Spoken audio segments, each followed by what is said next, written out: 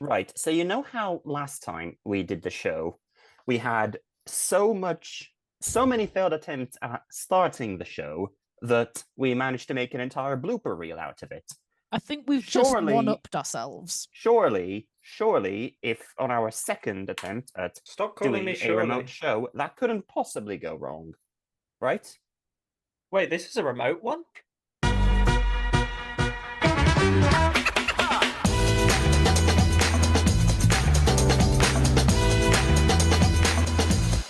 Hello and welcome to Untitled. Hi! Welcome Right, to shall we talk Untitled. about what we've been up to the last couple of months since our last episode in Amsterdam? Yeah, go on then. Corey, what have you been up to since our last show? I moved to the south. Ew. I'm sorry. Yeah, thank you. Yeah, And you're it's... still nowhere near us. No. You should have come to Cambridge. No. The North has lost another member. We only had 3. People in Jamie- the entire north. 3,000 sheep per human. Hang on, guys. I've got a plan. There we are. I've just muted Dizzy. Carry on. That'll do it. Jamie, you've been away as well, haven't you? Yes, not long term. I've remained where I live. I've forgotten where we're going with this. Oh, You went on yes. holiday, you berk. I went on a holiday again after Amsterdam. Where did you go? I went to Croatia. Me Where'd and you Emily come both went to from? Croatia. It was very nice. I broke several Windows machines and kiosks on the way. So doing the brand proud, I would say. You know what they say about techie aura, like the sort of energy that follows techies around and just either always breaks or always fixes computers wherever they go. Jamie definitely has breaks aura. Yeah, can confirm. Unless I'm on the clock, in which case it is fixing. Well, was it not because fixing the things that your break aura has broken, though? And Jamie, you had some dietary news as well, didn't you? Dietary news? I don't fucking know how to introduce what you put. I don't really know why it's on the running order. You said it! I asked you for news and you said it. It's the only thing that's going on in my life at the moment because it's bloody winter. But yeah, I have gone temporarily. Well, I hope temporarily. It depends on the outcome, really, I guess. But I am temporarily dairy free. My condolences. Yeah, vegan cheese is incredibly expensive. The same as margarine, it turns out. Also, I miss chocolate. Have you considered not shitting yourself when you consume dairy? What else has happened? Corey, you and I got to go on a production a few weeks ago. We did. This was one of the fun things I had of when I did move to London. It had been less than a week. I was in work and Cameron asked me like, "Hey, where you stay at the moment?" And I told him the area I was staying. He was like, "Oh, I am there tonight to shoot a documentary for a 24-hour musical." I was like, "Well, I guess I know what I'm doing this weekend." Yeah, it was really good fun. So we got to go and follow this whole process. So 7 p.m. on the Friday, they announced to everyone what musical they were going to be doing. And 7 p.m. on the Saturday, they performed it to an audience of paying customers. And we got to document that process. And then we also got to record the show and even wander around with a gimbal during the dress rehearsal to get some nice kind of Hamilton pro-shotty footage, which I am now in the process of editing together. Here at Untitled, we're big fans of Jetlag the Game on YouTube, and we've even done some of our own inspired episodes in various places that we've been. There is a few coming soon. Cameron, would you like to say a bit more? Yeah, so last year we played Noughts and Crosses across Manchester, and one of the challenges that I wrote that I was perhaps most proud of was this one, to go bridge bowling at Greengate Footbridge. And this, Jamie and Corey, you had to do this. You had to acquire a round thing and then knock something over with it by bowling it across a bridge. After spending a worrying amount of time and almost an even more worrying amount of money in a sports store, we realised that it didn't actually have to be a ball, and it could be anything that would roll. And so you ended up deciding to get a melon. We did. And then here is you, Corey, bowling that melon on Greengate Footbridge. Wonderful. It's a picture of 2 melons. Happy. So imagine my surprise when I was watching the most recent series of Jetlag the Game, and this challenge popped up, which was to acquire or create a single ball and then get it as close to a marker as you could. And I thought, oh, that's kind of similar to the one I did, but didn't think much of it. And then this happened. See, we were more family friendly with our idea to get a melon. It's true, but I genuinely could not believe what I was seeing. And here is Brian rolling a melon. So that's very fun. So we'll be suing shortly. Who rolled? I don't think we'd win that one. Yeah. No, we wouldn't. Now it's time for our regularly scheduled Don't Use Windows for Signage. We've actually got 2 pages here, and this first one is specifically transport themed. So I can take the one in the top left there was me, and it says the next station is Brent Cross West, and then there's a big red X saying the doors in this carriage will not open at the next station. And you see that sometimes on Thameslink because some of the platforms are a bit shorter than the trains. Now, Cameron, what did the doors do at Brent Cross West? Well, the weird thing is they didn't open. But what's strange is that the train was long. The platform was long enough for the train. So this was a problem with the train's onboard computer, where it actually, at every single stop along this route, decided that the platform was too short. Did you get locked on a Thameslink? So Did specifically, Thameslink kidnap you, Cameron? The train thought it was 12 carriages long when it was only 8, and so it decided, because I was in the back 4 carriages, that it would not open the doors because it didn't think there was platform there. So yeah, we had to walk up the train to get off because the doors just weren't opening. Bottom left is mine. This is at London Liverpool Street. Not to be confused with Liverpool Lime Street. Yes, I was popping through London, happened to be going through that station, and yeah, I noticed that there was just a TV with a no signal screen, and I was like, classic. Don't know what was being displayed there because it's tiny in comparison to the massive advertising board to the right. I tell you what, it will be where the service disruption should be. However, they've disrupted so much that the screen to display them no longer works. Yeah, that sounds about right. I'd like to report a service disruption. Yeah, that journey, I was on rail replacement and missed a train because of the rail replacement. So it was a whole thing. That one's York. That was when me and Michael went up to York. And yeah, they had managed to royally cock up. Well, yeah, it just looks more like they've done an unscheduled turn it off and on again. Are those ever scheduled? It's not ideal for signage. Yes, it's called a cron job. Ah. But this one did not appear to be scheduled. Or maybe it was just scheduled to be then. So that was Don't Use Windows for Signage for Transport. Here's some more examples from the wider world. Top left, we have a Tesco self-service checkout near work that for a week straight was stuck on this screen. Now, here's the thing. I got curious as to what this thing was running, so I zoomed in on it. It was running container D. Why is a Tesco self-checkout running Linux containers? Fascinating. Well, they need Tesco have really good DevOps. They need somewhere to put the food in. Like, if you don't have a container, it pours out everywhere. And if you, like Jamie, don't understand what containers mean in this circumstance, you can look at this video here for a handy explainer of what containers are. It's ironic because I exclusively use containers to run most of my things. Bottom left is mine at work. That is a monitor screen that usually just flashes, general information. That we may end up needing to know that was, Windows homepage. And then the big vertical one, that's usually going through with, some adverts, flashing some of the big, news stories that we've broken at work, looking at, sometimes they'll display what's in the cafeteria for lunch that day.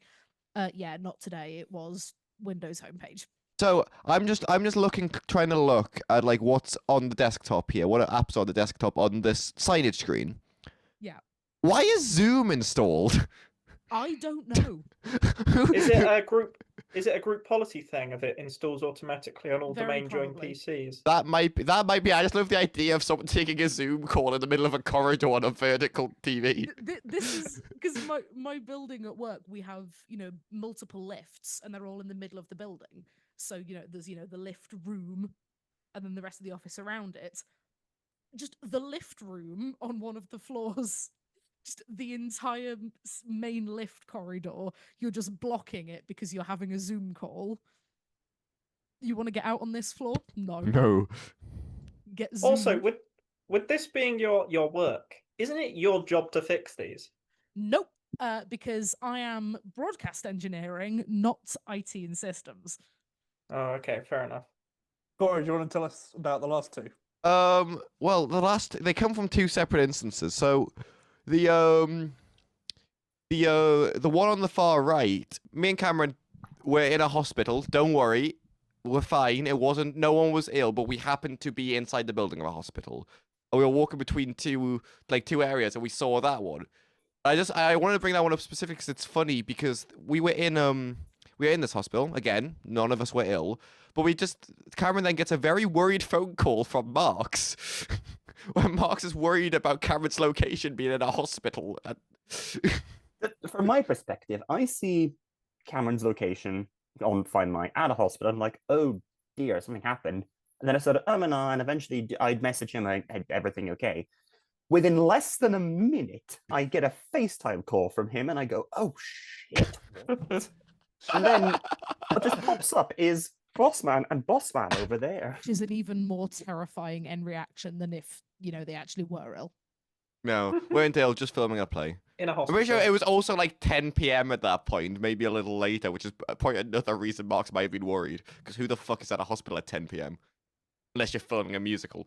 Doctors, probably. Anyone injured? Yeah, that's the point. We're not doctors, so we must have been injured. That last one, I believe, me and Cameron, Cameron and I, arsehole, we were as people in this group often are, we were walking towards the Pizza Express. Other pizza restaurants are available. And I don't. Is it what? It must have been like some kind of like clinic or something, or like some kind of. Do you remember what the building was? Because I just remember seeing the Windows taskbar stopping us in our tracks in the middle of London so I could take a photo of it. It looks like a pharmacy from the advert. Pharmacy, that's the word I was looking for. One other thing that's happened in the past month is a few of you have been busy on eBay, as always, so we're going to have you talk through what you've been on eBay this month and bought. Not exclusively. So, first of all, starting with you, Matt, tell us about this. I was in the market, I guess, for... well, this is a power amp, and I essentially have got some nice new speakers. By new, I mean I painted them. They're actually from the early 2000s, but they're really sensitive. So I was like, okay, I just need an amp that I can take around that doesn't weigh 5 tons and have a humongous magnet in it. And oh look, 4 channels looks nice. So I got one of these, and apart from the fact that I need to replace the fan because it's a rather noisy fan, it's very good. 4 channels, 75 watts a piece, or you can bridge them up. So I can run 2 speakers and a sub. Pretty happy. Did a SITS probe at the last weekend. Works a charm. Interestingly, mine has an orange power light. The image there has a blue one. And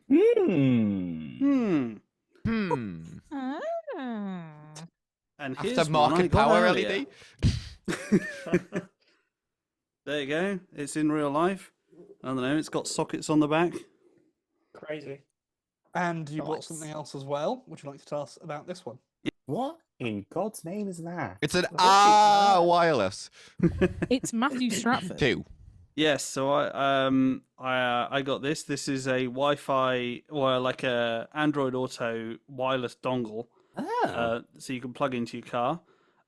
It looks like they've tried really hard. The software, the like app that it comes with has loads of cool settings, so you can change like the zoom amount or the DPI of the Android Auto screen. So you can fit, I don't know, I can fit slightly more text on my car screen. It's got various audio and, you know. Are you min-maxing your car screen? Yes, to some extent. It's quite funny that it gives you the choice of DPI as a scroll bar, the default of which is 1, and you have to figure out what the sensible number is, and the answer is 175. That's not even close. Quality. So, funny enough, it will let you select 1, and it will try and display it. What it displays is one, like some pixels very stretched of the music that you were trying to listen to. It's very broken when you do that. But it worked great for about a week. And then now something along this chain of shenanigans, probably my phone's fault, everything's my phone's fault. It randomly disconnects after about 20 minutes. Then it connects itself again automatically, and then it works fine for the rest of the journey, which makes no sense, but it is repeatedly doing that. So that's really annoying. And so far, none of the toggles I've toggled in this device have managed to fix it. Haven't you been complaining about previous dongles they've bought to do the same thing that have worked less well? Oh, yes. So previously, I bought the ones that were on AliExpress, and I thought, well, let me get a proper one that people have actually reviewed, and people said are actually good. And so, in theory, there is a support behind this, and I've sent them an email, so maybe I'll get something from that. I don't know. But when it's working, it's a nice device. What are you holding, Dizzy? I am holding a Sony XD cam. I see. It's a funky camera that doesn't currently work very well. By very well, you mean doesn't currently work? Yes, it turns on, but she's not very happy. So this wasn't an eBay acquisition. We did a massive clear out at work, which then produced a giant e-waste pile. And so my boss was like, right, if it's broken and it's in the e-waste, we can't sell it. So you can take it if you want to take stuff home. I don't mind. So I now have this because I want to see if I can try and fix it. Because if I can, it'll just be quite cool and it will be good for Untitled. Well, we look forward to your progress updates on trying to fix it. If I remember. Good you luck. won't. I won't. And last but by no means least, Bossman. Yes, I got another Wirestorm Network HD IP receiver. I already had one of these. For those that haven't watched any Untitled episodes from my house, I think the phrase "don't bring your work home" can best describe my house in very much an ironic way. In fact, if I do this and I pop this little button here, if you give it 2 seconds, that's the AV rack there. I am an AV engineer for context. And if I pop it back, what we have in our house is speakers and some sort of TV or monitor in our living room, in my bedroom, our dining room, and the kitchen. And what we have is basically video over IP and audio over IP. The audio over IP is Dante, and the video over IP is Wirestorm Network HD and a random HDMI over IP box that I got for 30 quid off eBay a while back. Why not 2110, boss? Because no. And basically, we can route anything in our rack to anywhere in the house, audio and video wise, or separately. So yeah, we had one of these. Well, we had a transmitter, the controller for it, and a receiver, so that I could send content from our living room into the dining room. It allowed us to watch HD, high definition copy protection protected content. The only issue is the HDMI over IP box that we had in the kitchen. The minute we open something like Netflix or ITV or Channel 4, it would immediately click off. Because it had the copy protection, which the IP box doesn't support. If I show you here, where is it?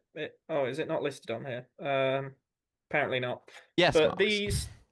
these support high definition copy protection. So this one was stolen from the kitchen, where we now have another one. So it meant while we were cooking, we could, watch what we're doing. And the IP box is now in my room, so I can't watch copy protection stuff in my bedroom, but if I'm in my bedroom, I'm not watching films or anything. I'm watching YouTube, so that doesn't matter. Bug report. It's been a buggy couple of months, hasn't it? Corey, you're going to tell us about this one, which, by the way, I did not design this slide. The security firm who spotted this made this graphic. So yeah, and it's a very nice graphic. At the start of October, it was announced that a remote code execution exploit, an arbitrary code execution exploit had been found in the Unity engine, which is, for those who aren't aware, big game engine, games like Among Us.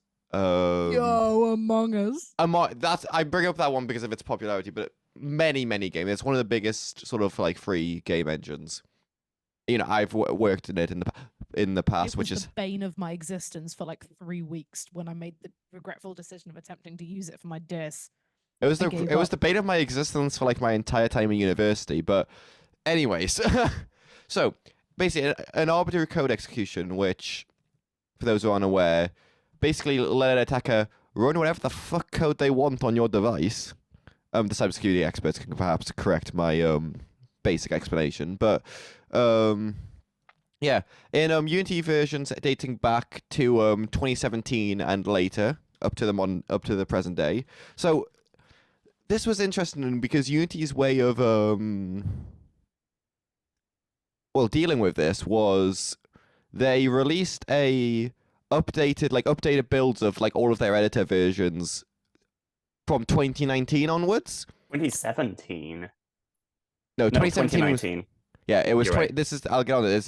So from 2019 onwards, they released new versions of the editor that you could then recompile your game and release a new version for. Which it's the best they could do, but also doesn't still rely on all the developers who ever made a game in Unity to install a new version of the exact same editor they used, assuming they still have the source code around, make a new build and release an update. Which, for a lot of indie games, probably just isn't going to happen. To be clear, it's a fairly specific vulnerability. It's not that you could exploit any Unity game ever. It was specific to, I think it was specific to Android games. And from my reading, I think I still read that there was some exploitability on Windows and Mac, but I might have been misreading or remembering something else. At least my reading suggests that at least the initial finding, there may have been more findings since then, was specific to Android. I've definitely seen games on PC release builds to patch the exploit as well. What probably happened there is something that personally grinds my gears, which is CV obsession? which is Unity put out a security notice, as any responsible developer who's had a security vulnerability found in their code would do. And everybody immediately goes, shit, fuck, we have to update Unity immediately. Or what's more likely to happen is that major developers' security departments go, shit, fuck, you have to update Unity immediately, even when the vulnerability is not even slightly exploitable by the games that they target. This isn't unique to Unity, by the way. This is unique to any security issue ever, because in a lot of companies, compliance departments will enforce that any CVE be patched, even if it's not even slightly relevant to the context in which the application is being run. Anyway, that's my little rant for today. So, I looked back at just like both the things the sources I have on this. You're correct. I read up on the the CVE listing, and it does say it's specifically Android, but the email Unity said to developers specified Windows and macOS might also still be at risk. Right, so that's maybe why everybody rushed out to update it. Yeah, and they released patching tools because this is the other thing. So they released a new build of the engine for games made with Unity versions from 2019, and released a binary patching tool for games made from 2017 to 2019, so that they could patch. Which I guess my question there is, why do both approaches? With speculating here, because I don't know about Unity's internals, but I would not be surprised if they no longer had the build tooling to build versions of the editor that old.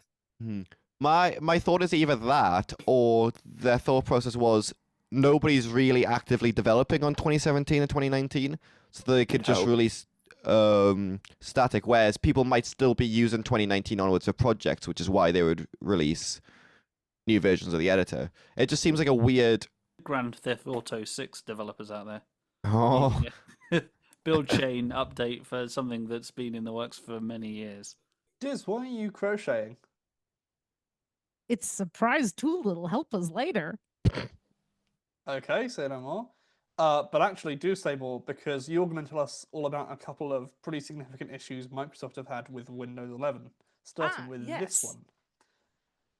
They really had some moments.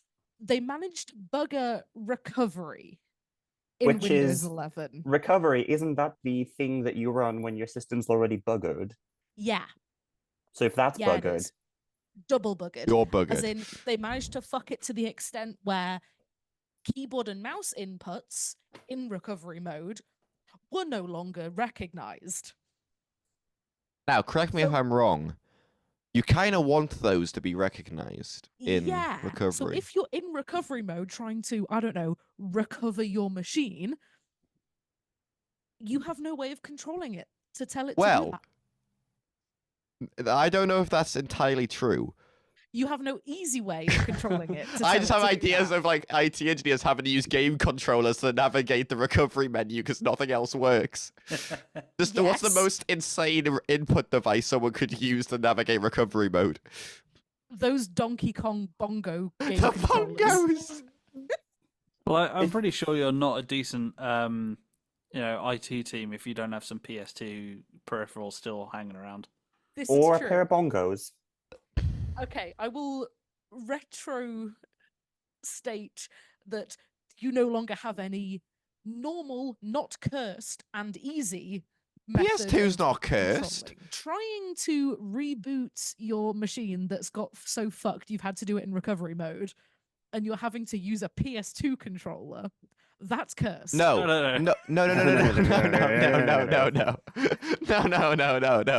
My Dizzy. sweet summer child. Dizzy, I'd like you to. child. Do you have a desktop PC near you? No. Fuck. Right. I've got one. Think back to the last time that you've I looked at can- the back of a desktop PC, right? Hang on. I actually have one right in front of me. Okay. Let me just. James... This is jelly, by the way. I don't drink coffee or tea. Let me. Just. My camera angle's going to be a bit funny. Dizzy, do you see this connector here? Do you recognize those connectors, Dizzy? On the top of a. No. Dizzy's realized what we're talking about. Yeah. Not like that. They're called PS2, not PlayStation 2. We were on about PlayStation 2 controllers. That does make a lot more sense. I was going to say I was very confused as to why you were using a PS2 controller. But I stand by it. Managing to bug a USB keyboard and mouse input. Isn't this a thing that Microsoft also just went, oh, by the way, whoops, update and shutdown's been broken for like the past 5 years and we've only just noticed? Fucking hell, Microsoft. What? You So, know what? okay. You know what? I don't want to know. Microsoft have just released a fix for update and shutdown. Because I don't know if have any of you been using Windows and clicked update and shutdown, Yes. and then came It back never works. and your PC's It back never on. works. Yep. Update and shutdown has actually been restarting your computer for the past few years, and Microsoft's only just realized. Wait, they've Jesus only just fucking realised. Christ. Every Or they've only just technician fixed knows it. I'd that. like to think they've only just realized and not just be like, yeah, we know that that's broken and just not fixed it. Yeah, I guess it can't would tell be which is fairly worse, low not noticing it for many years or just ignoring it. Yeah. I mean, I guess it'd be fairly low priority, wouldn't it? But It's not I like think it'd be it's- fairly easy to fix as well. Well, you'd hope, but if they can't be bothered. Well, the problem will have existed because updates typically need a reboot to be able to actually apply them. So the whole idea was that it would reboot and then shut down once Yeah. it finished, but it just didn't. I just know, I don't know, I think I said 5 years. I don't know if that's quite correct, but I know at least it's been an issue since Windows 10 was the main version Yes. of Windows. Oh yeah, definitely. And then even more Windows being broken news. Yeah, that they managed to kill fucking localhost. What do you mean by this? I mean, Windows did a fucking Windows. They specifically broke the HTTP stack in Windows, where it could no longer talk to localhost. Dreadful. Yeah, It just shows that they're spending a lot more time on shoving AI and adverts into Windows much more than the stability of the product. It's What are they fine. even doing that ends up breaking this? Adding I more don't know, Copilot. but it's objectively hilarious. Why is Copilot talking to localhost or not? You'll ask the QA team. I Oh wait, worked that's out- just Copilot. One of The the best Kuwait things team. that I ever discovered was that you can QA. remap. You can just very easily remap the Copilot key on laptops, and this made me so happy because I finally because my work laptop has that fucking Copilot key. I hate it, and it annoyed me so much that I remapped it because fuck it. Next up, so there's been a lot of discussion about that AWS outage, and we weren't really going to talk about it because everything's already been said. But one of the lesser known and funnier side effects of that is that for customers of a company called 8 Sleep, who offer like electronic bed mats that could go at different temperatures and inclines, when that happened, people's beds were stuck on whatever settings they were on.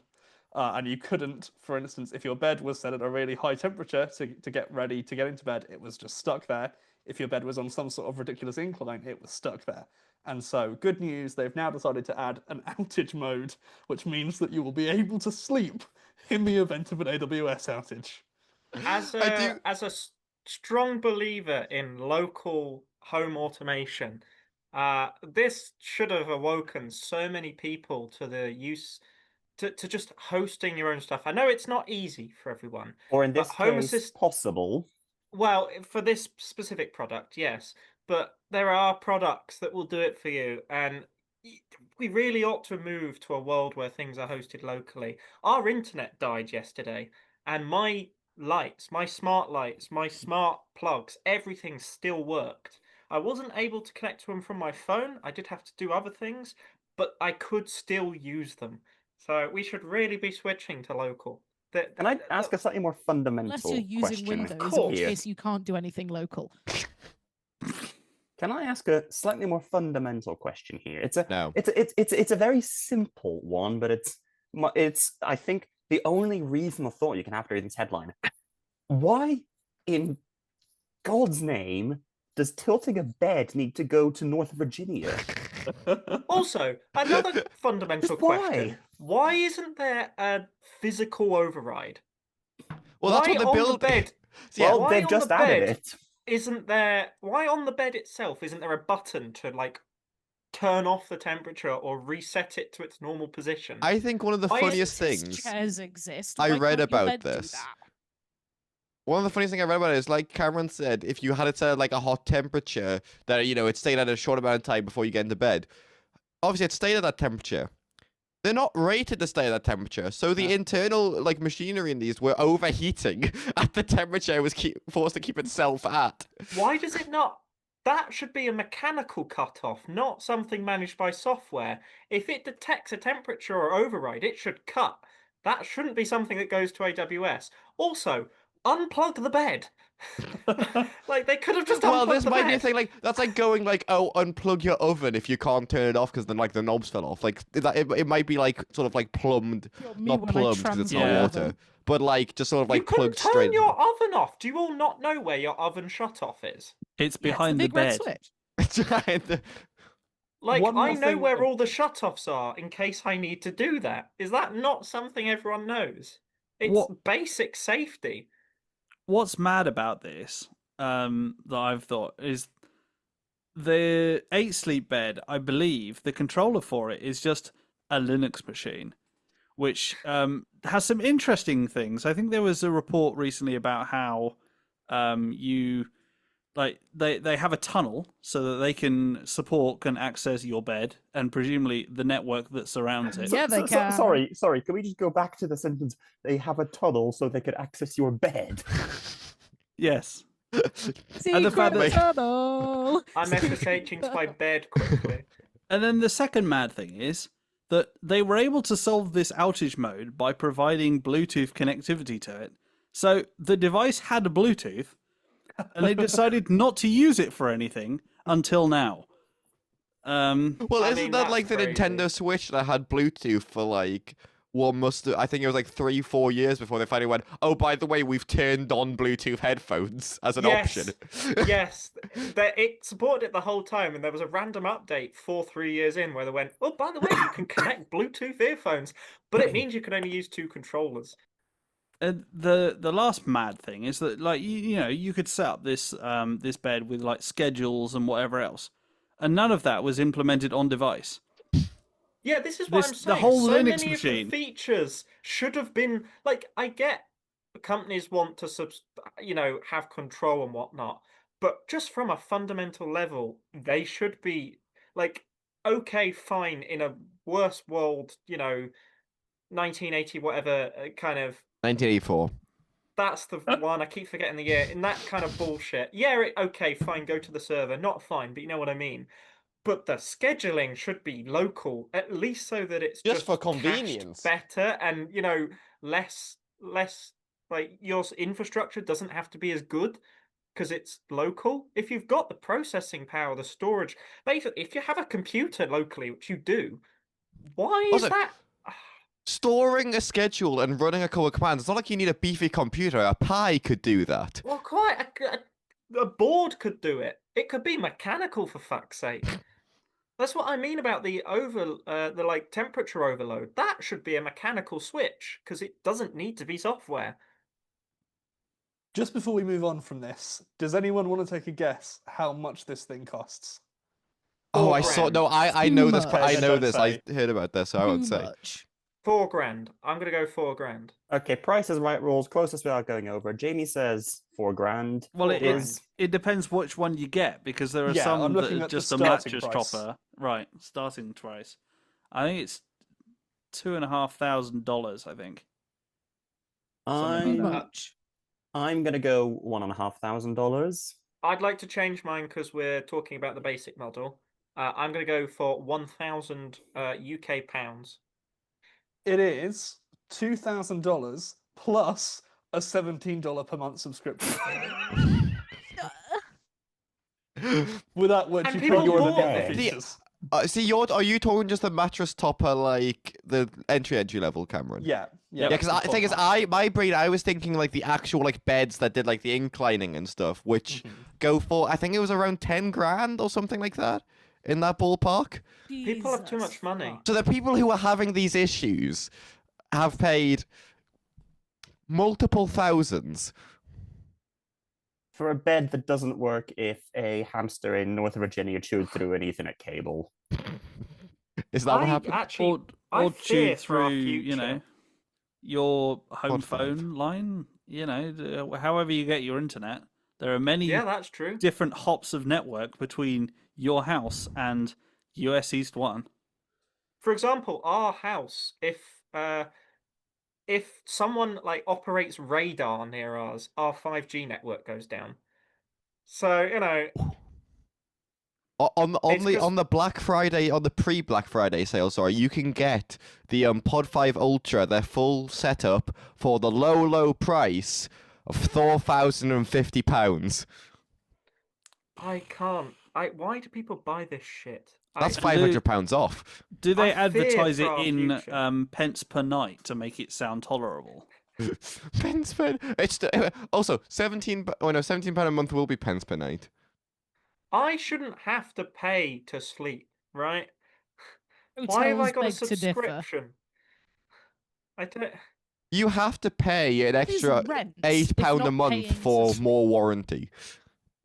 What is rent if not paying to sleep, Jamie? Well, what I mean is, I already pay rent. I already pay a gas bill to keep myself from freezing at night. I already pay an electricity bill so that my light turns on in the morning. Why the fuck? Why not pay another bill so your bed turns off in the morning? I was gonna say, why not pay another bill so my bed turns on? Another one so I can use my light. Again, when I'm already paying for electricity, it's ridiculous. And then, let's put this topic to bed and go to the next one. I think so. It blew up. Yeah. Would you like to state, in case I need to clip this into some sort of short form video, what blew up in a full sentence? Google released new phones. The Google Pixel 10 Pro. I think it was the Pixel 10 Pro Fold that blew up, wasn't it? Yes, it was. Yeah. Jerry Rig Everything, the creator that does very intense stress tests on a lot of things and reviews tech and whatever, he managed to make it blow up. So I think we should clarify, because saying that he does very intense stress tests on these devices. I'm pretty sure he wasn't doing one at the time of the explosion. Yeah. I think he was he like trying to bend it slightly more than normal. I think so. But I think he was away. I think he bent it and then he walked away and then it blew up. I think is what. Like I think he was away. He was not at the phone when it. Residual effect of one of the tests that he'd been bending or whatever on it. Put it down on the table, and then it blew up. Also, no matter how much you bend your phone, it should not turn into an IED. If you're going to put a device next to your butt cheeks or your balls, you don't want it to blow up. And we've been demonetized. Now, another hardware issue recently is this one. So, the YouTuber Daniel from Zone of Tech had a Samsung Galaxy Ring, and it started to stop holding charge so much. And then one day he noticed that the battery had swelled up, and he couldn't get it off his finger anymore. And he tried with soap and water and couldn't get it off. And the consequences of this were he was supposed to get a flight that day, and he couldn't get on that flight because the explodey battery was stuck on his finger. That is an explosion risk. So, you can't go on a plane with an why, explosion risk. Why the fuck would you, Samsung? Why the fuck would you make a device that is a ring? You know, rings often you need a little bit of leeway to get them off, where the battery would expand inwards if it fails. Or sorry, when it fails, because a battery will fail. And also, can I not to be all well, he should have known, but Samsung have form for their batteries going a bit splody, don't they? So why would you put one of them that close to you in a way that's that difficult to remove? Oh yeah, which was the other phone of many Note 7. That's the one. Because that's the thing. At least, I mean, I like how we're like dogging on Samsung still for explodey batteries when we've just went through the whole Pixel literally blew up thing. No, like the thing is, like smartwatches, I can excuse because something wrong happens. You can unfasten it and throw it. Well, for a example, ring is a ring. I have a smartwatch. Oh no, it's starting to smoke. Off it goes. 3 seconds. Jamie, you've dropped the watch that's about to blow up on your balls, Jamie. No. It dropped on the floor. Just established that you don't want to blow things up on your balls. It actually flew to the right, not my balls, so we're all good. Yeah, but how do we know your balls aren't over there? It flew to the right. What is it? I told you there. Hold it. It flew to the right. What is it? A YouTuber who's not getting enough views anymore. Oh god, actually, this is a Samsung. Should I be concerned? You're going to explode your balls. What if you use this as a cock ring, right? And anyways, moving on. And we made it to the news. We're only finally an hour into this recording. Marks, would you like to tell us about this? The South Korean government has a department called the National Information Resources Service, and one of the services that they provided to the South Korean civil service was a system called G Drive, not to be confused with Google Drive, which was essentially a personal cloud storage solution for civil servants. Now, the uptake of it varied between departments, where some departments just had some files on it. Others mandated that basically every document produced by that department had to be stored on this system. Yeah, the server room caught fire, and the backups for it were in the same building. So all of that data's gone, and they're having to recover it based on things like emails and copies on civil servants' personal laptops. Have offsite backups. 2 is 1, 1 is none. Have offsite. Exactly. 2 is 1, 1 is none. 99% of the time, you will not need the offsite backups, but in that 1%, you're gonna be better. You're gonna be hoping that you had them, like the South Korean government were when this story broke. Yeah, if you suddenly need an offsite backup, you really need the offsite backup. So, our favorite little piece of legislation has claimed another victim. The Online Safety Act has claimed Imgur, image sharing website, for most of the internet. Basically, Yeah, the Online Safety Act came for Imgur. Imgur decided, instead of bothering to go through the process of implementing any of the things, it was going to be easier for them to just block off access to the entire site for anybody in the UK. I don't blame them. If I owned a business that was online, I'd probably do the same. Yeah, it's annoying because let's say you, like me, use Reddit. Not for fun, it's just an easy place to find tech help, okay? But let's say you use Reddit. I can assure you, 90% of all images you see on Reddit are shared in from Imgur.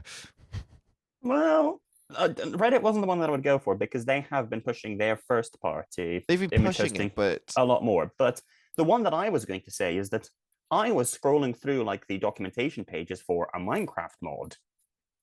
that's And yeah. every other paragraph, there was just a block that said this content is not available in your region. It was useless. Yeah. That's the thing, like so much of the internet has just become useless. And also you say that Reddit has been pushing, but often when I'm trying to find the solution to a problem, it's something someone's posted 5 to 10 years ago that is just on a random thread and they went, oh yeah, here's a photo of this or that, or this is like what the error I'm seeing. I'm like, I want to see if that's the same error I'm seeing. Oh, never mind, I'm in the UK. It's frustrating. I don't blame Imgur, but yeah, thanks Online Safety Act. I feel a lot safer now. In slightly more positive news, the Nobel Prize in Physics was announced a little bit ago. Diz, care to tell us about the winner and why it's so exciting? It's actually quite cool. So they managed to, normally when you can see quantum effects, it's in like literally, it's known as quantum scale for a reason. It's like a few electrons. They managed to make a circuit show quantum properties. Like electrical circuits, big, sure as shit bigger than just a few electrons. They managed to make the whole circuit display quantum tunneling and quantum mechanical properties, which is insane because normally it's a case of, okay, you want to observe quantum effects, you need to go down to like the smallest building blocks of the universe. And if you go any bigger, then okay, you're back into, general Newtonian mechanics, etc., etc. General Newtonian mechanics. Fuck's sake.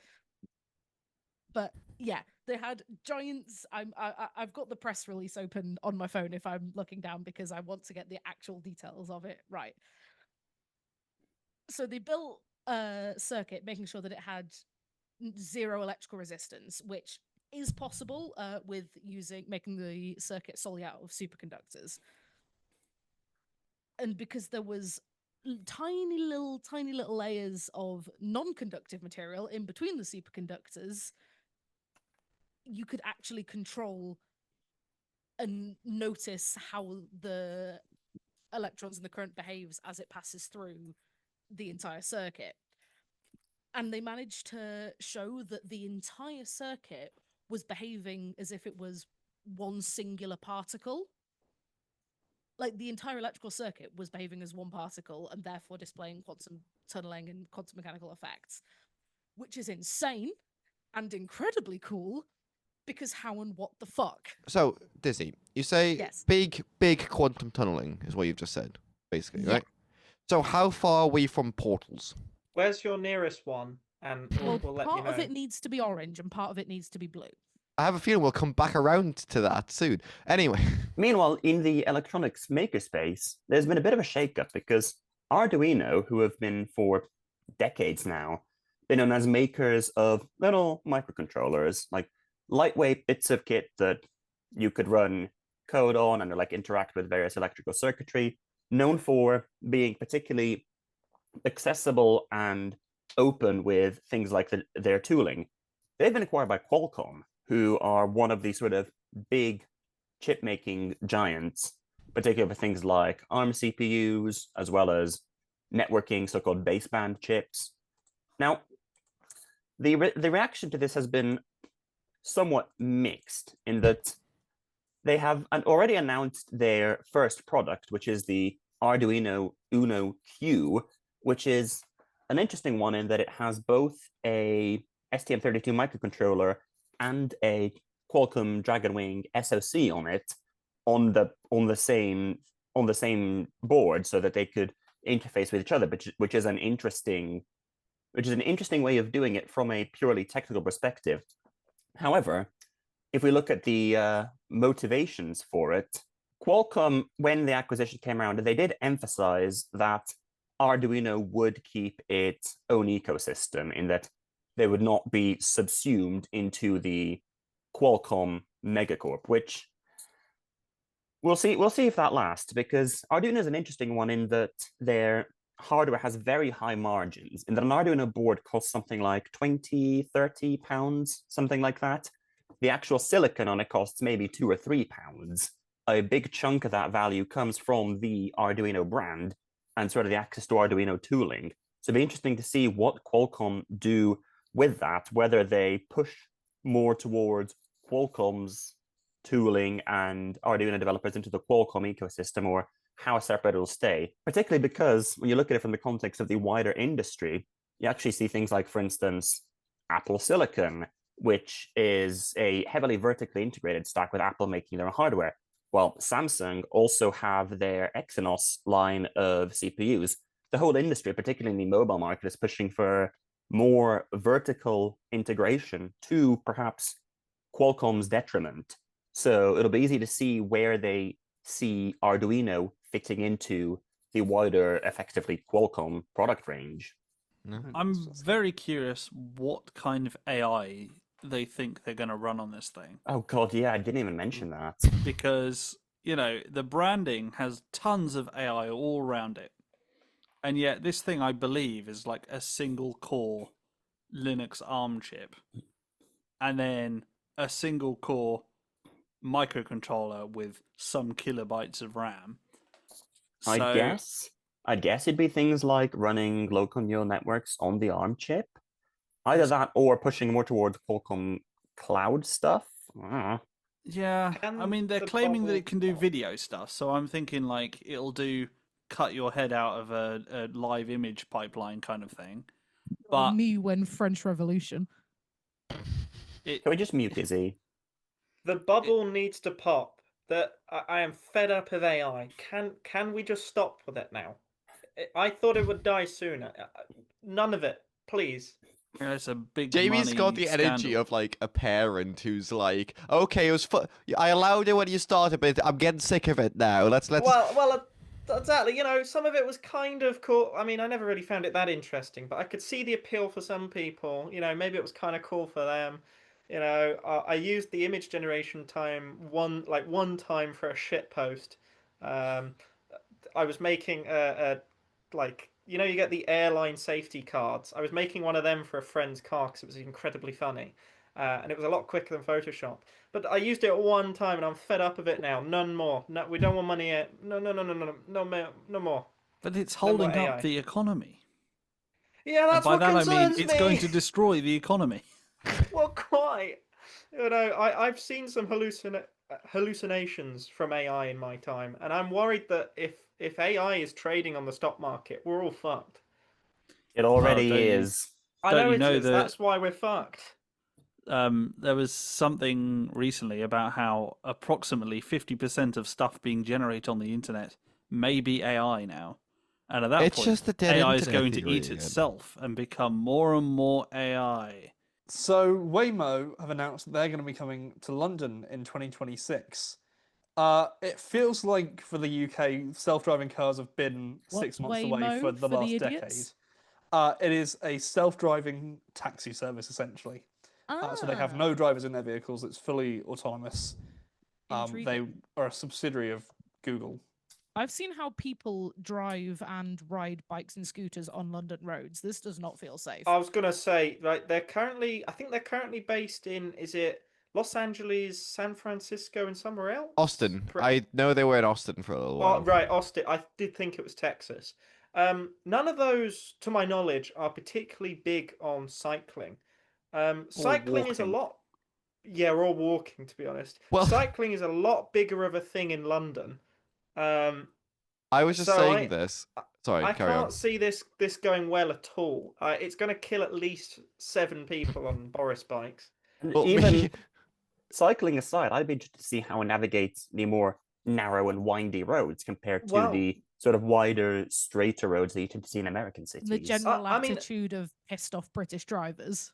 General Well, attitude. I mean, London is an incredibly historic city in that half the roads are the things that the horses used to ride on. So seeing a car go down there without a driver, I mean, London drivers struggle, let alone bloody AI. So me and Cameron were saying now that once it gets to London, we may take a ride in it to test it out and see what it looks like. Samsung have released a line of Qi 2 wireless magnetic chargers. What they failed to mention particularly obviously is Samsung does not currently have a line of devices that supports Qi 2 wireless charging. I think they recommend buy a third-party case that has the magnet rings in it in order to properly use these chargers. So they're selling a product for something they don't have, or an accessory for something they don't have, essentially. Well, I think this may, in fact, be a case of something they don't have yet. Well, yeah, more than 100%. They're probably working on it, but they've decided to release this earlier than the product it's meant to kind of go with. Why? Surely you'd think I mean- you'd do a Google, brand them together and release your Key 2 charger at the same time you release your phone that supports Key 2. The terrible thing is that actually, those picture that we have on the slide there is showing you them trying to use it with a Samsung phone. But I believe that Samsung phone has a third-party case on that has the magnet rings. Does Samsung not make a case with it built in there? Samsung might. I don't know if that's the thing. Me saying they recommend third party, I might be wrong there. They might recommend their own cases. I'm not. Either way, there isn't a phone with it naturally built in. Sorry, me talking about Google releasing their own brand of wireless chargers along with their phone just remind me of everything that pisses me off, and I realize Mark is gonna get mad at me for going on a tangent. But I have a Pixel, right? Google only supports their max rate of their highest wattage wireless charging with Google made wireless chargers. They'll only do 18-watt wireless charging with the Pixel charger specifically. You have any other wireless charger that supports that wattage? Nope. It'll say no. And it pisses me off. Don't use wireless charging. Problem solved. The EU has released a new regulation in regards to chargers and wall warts and USB-C cables, saying that all USB-C cables that come with wall warts or other power bricks must be detachable. Which, thank God. I was about to say, the EU seem to be really on the ball for things that are a nice idea. Getting everything USB-C, getting these detachable cables. Because I'm not complaining yet. I have bought a prop for this one. And that prop is my old laptop charger that is a USB-C. It's a 65-watt USB-C power supply. I can no longer use it because the cable at the end has become frayed over time and it's non-detachable. So I can't remove this cable and just use one of the many high wattage supporting USB-C cables I own. You definitely can remove the cable. It is detachable. It's just not then usable. Okay. Just heat shrink it. I have also brought a prop for this. Okay. It's an EU passport. Can I have one? Motherfucker. Hey, Mark, want to get married? I'll Gay. pass. So yeah, basically this came up actually recently the other day where I was like, oh, I want to take, a secondary PD power supply. I don't want to take my main one that I use in the house and everywhere. I might be leaving it at work overnight. I want to take a secondary one. So I took this one and I thought it's a little frayed, but it might still work. Fucking didn't. So now I'm annoyed about it. So yes, if in future, if they're going to sell PD power supplies with laptops or other devices, just make the cables detachable so when your cable inevitably fails, I can just replace it. Go EU. Woo. See, the thing is, this has to kind of be legislation because what not marketing, but what kind of sales or accounting department in a company goes, well, we could add this feature that literally no laptop chargers seem to have. where we detach the cable, but it might reduce sales somewhat. MacBook chargers, Like to be fair. everyone's going to look at them. Oh, Apple chargers, good point. But proper computers, not that shit. They'll all Shall we take a look at "Why the laptop market share, Jamie? they're not laptops. They're something else. I don't know what they are, but anyway, I forgot where I was going with this point. Oh yes, You have a point. most non-MacBooks don't have detachable chargers, and what company's going to go right? It'll cost us a bit more in manufacturing, and it means we might not get as many returns, future sales. But let's add this. That's not going to happen very often. It does. Will it cost more in manufacturing though? Well, you have to have the construct. Oh, I guess if you constructed and had Because if you construct the USB-C cable separately, and then you can just, and then you can sell replacements as well. Well, I guess they want to sell it a replacement whole power supply, not. Yeah, it's something. But I think anyway, but I don't think it would powering. be. I don't think it would be very common for companies to do this voluntarily. So it's nice that there is legislation in place to kind of incentivize it. Yeah. And the legislation vaguely makes sense. Well, exactly. That's the other thing with governments and legislation for tech. It's not all the time you get a home run. The EU's been knocking out the park. To be fair, Well, that's what I meant earlier with my comment. Is the EU seems to be doing their homework properly.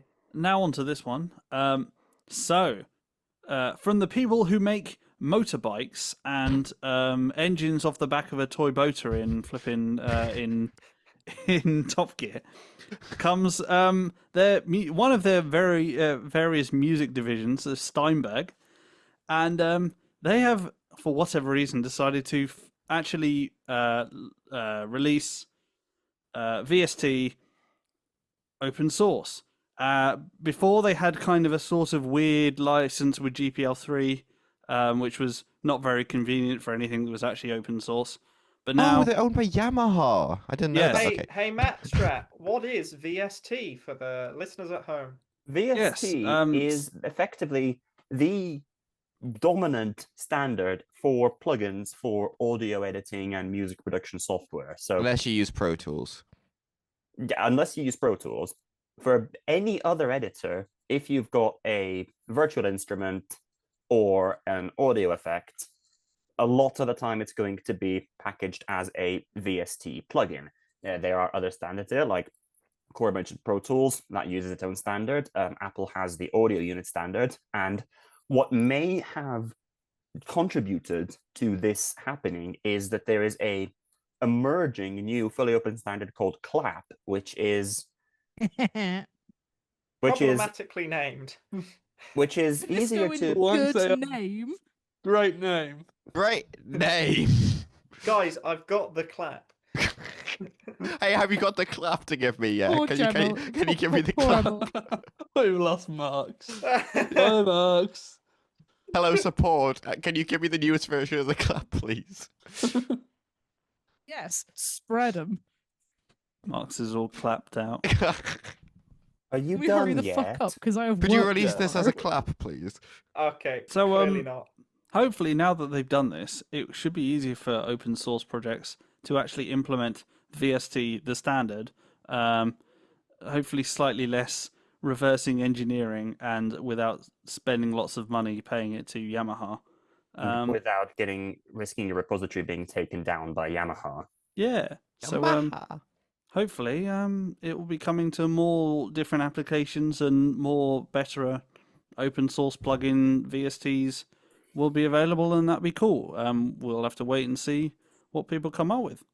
Meanwhile, from the people who brought you targeted advertising comes paying them money to have low advertising. So this was the option in Meta apps such as Facebook and Instagram to essentially pay a monthly subscription fee in order to not have targeted advertising given to you, has already been an option on the European continent for a while because they tend to have slightly stronger data protection laws than other countries. It has now been made available in the UK. Now, what's interesting about this is that in European countries, there is an option to, without paying, see what Meta describe as less personalized ads. As in, They would still show you as many ads, but they would use less of your personal information, things like behavioral patterns, to target them to you. This is not an option that they're offering in the UK. Your options are have all the personalized ads or pay a monthly subscription fee. Now, this is an interesting one because from a legal compliance perspective, Meta have done everything by the book. They are offering you the option to either pay essentially with your data or pay money and not have them use ad targeting. Having said that, I wonder how likely it is that people would willingly choose to pay for using Instagram and getting essentially no additional features, just not seeing adverts. Plus, doesn't this then, is this actually going to make them stop doing all the data collection? Well, or does this mean they're going to collect it anyway and just not show it to you? You see, call me cynical, but on the same vein as what Dizzy has just said, I do not have any trust in any tech company. For me, even if I'm paying, yes, I might not see any ads in my app, but I do not believe for 1 second that they will stop selling my data. Yeah, if they can get away with it. See, they'll still be selling it. They just won't be showing the ads. No, I think honestly, exactly. because I think it would be a bit of a GDPR nightmare if they did. And Marx, you know more about GDPR than me, so you can correct me if I'm wrong. But surely, if you're paying to not have personalized ads, and thus they're not showing you personalized ads, wouldn't they not have a legitimate interest to collect your data anymore? I reckon their terms and conditions, including this subscription, will have a loophole. There's always a loophole. It's interesting to use the word legitimate interest, because arguably you could say that the user making the choice to pay, or rather to not pay, and thus accept target advertising, that actually, from a GDPR perspective, creates a legal basis under consent. However, even if the user does choose to pay, consent be opt out though? Or does consent need to be opt-in a GDPR? Well, I mean, your opt-out is to not use Instagram. I also raise you that most companies don't care, and they occasionally get fined anyway.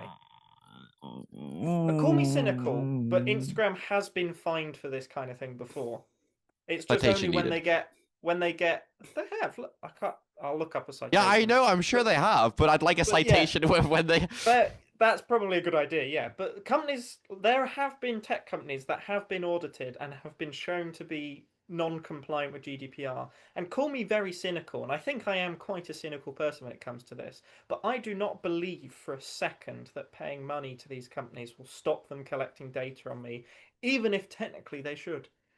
Two more things that I want to mention on the story before we move on. One is, I've seen an increasing trend of this sort of pattern of accept our personalized adverts or pay on sites other than just Meta platforms. I'm seeing things like news websites start offering it as effectively a paywall or accept ads wall. So I'd be interested to see what the ICO makes of it, particularly if, as Jamie suggested, or Corey suggested, somebody brings a challenge for whether doing it that way is actually acceptable under the UK GDPR. And two, I mentioned earlier something along the lines of, well, how many people would actually pay money to use Instagram without ads? I suppose the counter argument to that is people are paying money to use YouTube without ads. Yeah. YouTube has actual content. Well, tell that to the people who spend 3 hours a day watching Instagram Reels. That's content for them. I think the difference also is YouTube Premium. It's well documented that money helps creators more than ad revenue does. Whereas you don't have that same obligation on Instagram. And also, going on from that, it's YouTube Premium doesn't just give you the no adverts. It obviously pays the content creators better, and it also has other things within YouTube that you'll get access to on top of that. Yes, and it's also considerably more expensive than £3 a month. Well, that is the counterpoint. You also get the music with it as well. Which is terrible. We're just being an ad. I'm sure it's terrible. I'm just saying it isn't everything that you get. So I've just found an example of this. BBC Good Food. You either pay £3.49 per month to reject cookies, or you accept all and continue. Jamie, why are you on BBC Good Food? I often look up recipes on there. But Fun no, fact- I just mean in the middle of an episode. Oh, because you mentioned I use it quite a lot, and Mark's mentioned websites doing this, and this is one of them. So I'd be interested to see how it went legally. Just a tip for all listeners and watchers of Untitled: Reading View exists in most browsers, and what that happens to do is ignore the cookies request and gives you the content in a slightly less like fancy view, but it still gives you the plain text of the recipe you're after, for example, in this. It's very or in a nice news for recipe story. websites, I'll give it I that. was gonna say, and it removes all the like unnecessary adverts and whatnot. And on news sites, it gives you just the news story paragraphs that you can read. So I highly recommend using the reader view. That's your Reader? I hardly Untitled know top her. tip. She Untitled on my top till I tip. Sticking with Meta, they've Hardly been on a know. roll recently with bringing their apps to more Apple platforms. Kind of out of nowhere after ignoring some of the platforms for a long time. So we had WhatsApp and Instagram both come to iPad, and now WhatsApp is coming to Apple Watch as well. I've had the beta on my watch. It's pretty full-featured. You can see all your messages, you can send messages, you can send emoji reactions. And what's good is that WhatsApp Sync has been a mess for an awfully long time.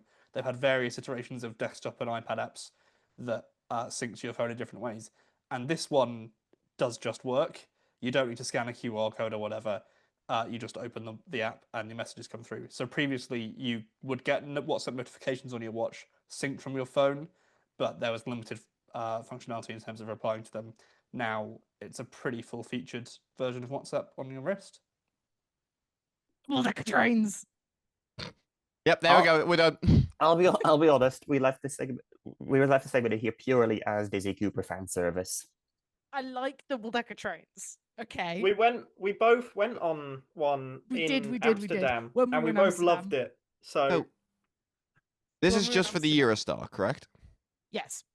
I was The going to say, Eurostar is pretty much the only place in the UK that has train lines that will fit one. that's what I was Yeah. going to say, is you can't really do this in much of the UK because tunnels. And Yes, bridges. that is an issue. Bridges. But yeah. So they they must be very sure that everywhere in between St. Pancras and Dover doesn't have any tunnels. Well, Yes, it's not- called High Oh, Speed they're going to 1. get a surprise when they first run one. Except that for this specific bit of the railway only, they thought ahead because they were not building it in the 1850s and could learn from their mistakes. Yeah. But yeah, I like double-decker trains a lot. We went on them in Amsterdam and it made me very happy. I don't know why. I just think they're really cool. They haven't obviously got them yet. They've just put in, the order. They've ordered, how many more, like 30 or something? But possible double-decker trains in the UK. Double-decker trains. And the I only do place like you the can old- take them is It's out of the UK. I was about to say the Yes. same thing. You get two brilliant things. You get a double-decker train and you get to leave the UK. one thing to also note that it's kind of interesting with the Eurostar is that Virgin have been cleared to be able to run rail services by 2030 to France on the Eurochannel tunnel route. As I in will- Virgin, the media company? As in But- Virgin the train company Oh, that are related to Virgin the media company. I will somewhat temper your enthusiasm. In the Deutsche Bahn were cleared to do this in, I think, the early 2010s, if not even the late 2000s, and nothing transpired of that. Oh, yeah, this Yeah, is but also, like with yeah, most Deutsche things Bahn that does a say thing by for a reason. 2030, it might not happen, but but it's we were another meant to one get that's the new been Piccadilly cleared. line trains this year, and that didn't happen. Yeah, but that's TfL. This is a private company. Yeah, but did you double-decker trains? Guys, do you think there's double-decker trains? So DEFRA, which is the UK's Department for Environmental, Food and Rural Affairs, just finished spending £313 million on modernising its entire IT estate. Everything, just this past couple of weeks, has finally been finished being upgraded to Windows 10. Now, Now, you may notice that some interesting timing here, as Windows 10 has just been end-of-lifed. I have one question. Are they Yeah. using the extended support version? Um, Because this may be... it's still not ideal, but this may be their loophole. I would If they expect are, they so. don't have long left to spend another 300 million to replace it all to Windows 11. I was going to What's say, mad- because my workplace still has a decent 100 or so computers running Windows 10, but yeah, they're on so do extended we. support. Yeah, my They'll work's probably getting rid of all of them now, which is They'll fun to probably me. get So they'll probably get another 5 years out of them on Windows ESU. That's yeah, what I'm thinking, yeah. However, the thing to... Sorry, go on. what's mad is that presumably in the period of time that they've spent getting these computers and installing them and putting the OSs on and putting all the software on, they've if known. those were bought in the last 5 years, they should support Windows 11. Well, that was my thing, is what computers have they bought? Because if they're going from computers that just support Windows 10 and not 11, the new hardware is going to cost a lot more than whatever they bought last time. Well, So, all I know in is theory, the hardware should support it, right? like I said, thing is, given they've just finished replacing Windows 7 machines with Windows 10, I doubt they're going to be jumping very quickly onto rolling out Windows 11 machines. Yeah. DEFRA didn't use Windows 8. DEFRA did not use Windows 8, it seems.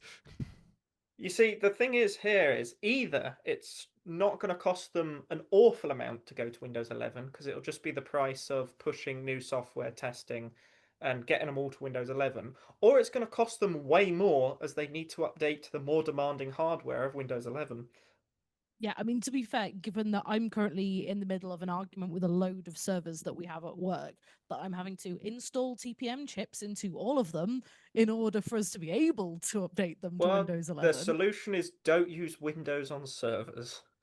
Well, yeah, but it's vision mixing software. Yeah, like the servers. problem is a lot of broadcast software does just run on Windows. That's just how it works. Yeah, This sounds like a personal problem. The servers that run the vision mixing software, so they... Hell, the servers that run most linear broadcasting in the UK are Windows servers. Well, yeah, this is true. Sigh. I mean, my workplace, I think 4 of our 5 servers are Windows servers, so I'm not really walking the walk as I talk the talk, but very cringe. Anyways. Interesting news from the music industry in that a lawsuit has been filed actually by Spotify users seeking to be a class action lawsuit. In effect, somebody is seeking to file a lawsuit on behalf of all Spotify users against Spotify themselves over a thing that Spotify do called a discovery mode. Now, I should probably have a little bit of context here before I get onto the meat of it. So, Spotify has a number of different playlists, and some of them are curated by Spotify's editorial staff, and some are algorithmically generated. For instance, your daily mixes, or Discover Weekly, or Release Radar, or Song Radios, those are algorithmically generated. In 2020, Spotify added a feature for musicians called Discovery Mode, which is where you could enable a track, I believe it's a single track, for Discovery Mode, and it would give a signal to the algorithm that that was the track that the artist would like to be promoted more than their others. In exchange, Spotify would take a slightly bigger cut. In other words, they would pay slightly less per streams for that track that originated from these algorithmically generated playlists. Intention being that it'd be used for things like album launch campaigns or tied in with other marketing. Now, this lawsuit has been filed claiming that this is effectively what is known as payola, which is the practice, which is sort of come back and been forbidden and come back and then forget again, of paying radio stations to play a song more often than they otherwise would have done to give the sort of false impression that song is more popular than it really is. Now, Spotify claimed that the suit is nonsense in that discovery mode is not paying for anything. It's not paying for being more widely promoted, and the algorithm would still always have the option to not offer that song if it doesn't believe that it'll be more, if it doesn't believe that that is what the listener would be interested in. It is simply giving a signal to the algorithm that this particular song may want to be promoted more than others. However, I think it's interesting from a sort of broader industry context of algorithm of how much influence companies and by extension the providers of content for them have over these algorithmic curation services that users believe to be entirely in their interest, in that it is just learning about what you're listening to and offering songs that you would be interested in, except that there is actually potentially influence behind the scenes. And because the algorithm is so closely kept under wraps, you might not ever know how much, if any, influence that a song being in discovery mode would have had on your preferences, especially because it doesn't actually say in your algorithmically generated playlist, this song came in here and was in discovery mode. So be interested to see how this one pans out. I'm not too sure what'll happen with the lawsuit, purely because filing a lawsuit on behalf of all Spotify users is going to be a pretty big hurdle to clear in terms of class certification. But, you know, if it goes somewhere, it might go somewhere. Well, at least if this does go to a lawsuit and they have to pay out, they've just increased everyone's price by £1. So there you go. Speaking of getting somewhere, Meta says the 2,400 adult movies they torrented were for personal use, not training AI. Sir, I promise this porn that I pirated was to wank at work, not for AI. Just last week, Vice reported that 2 adult entertainment companies, Strike 3 Holdings and Count Life Media, have filed a $359 million lawsuit alleging that Meta illegally downloaded and seeded, which is new from the last time when they claimed we didn't seed, so it's not our fault. So they have seeded this time. They should have made it 369 million, not 359 million. I don't... No.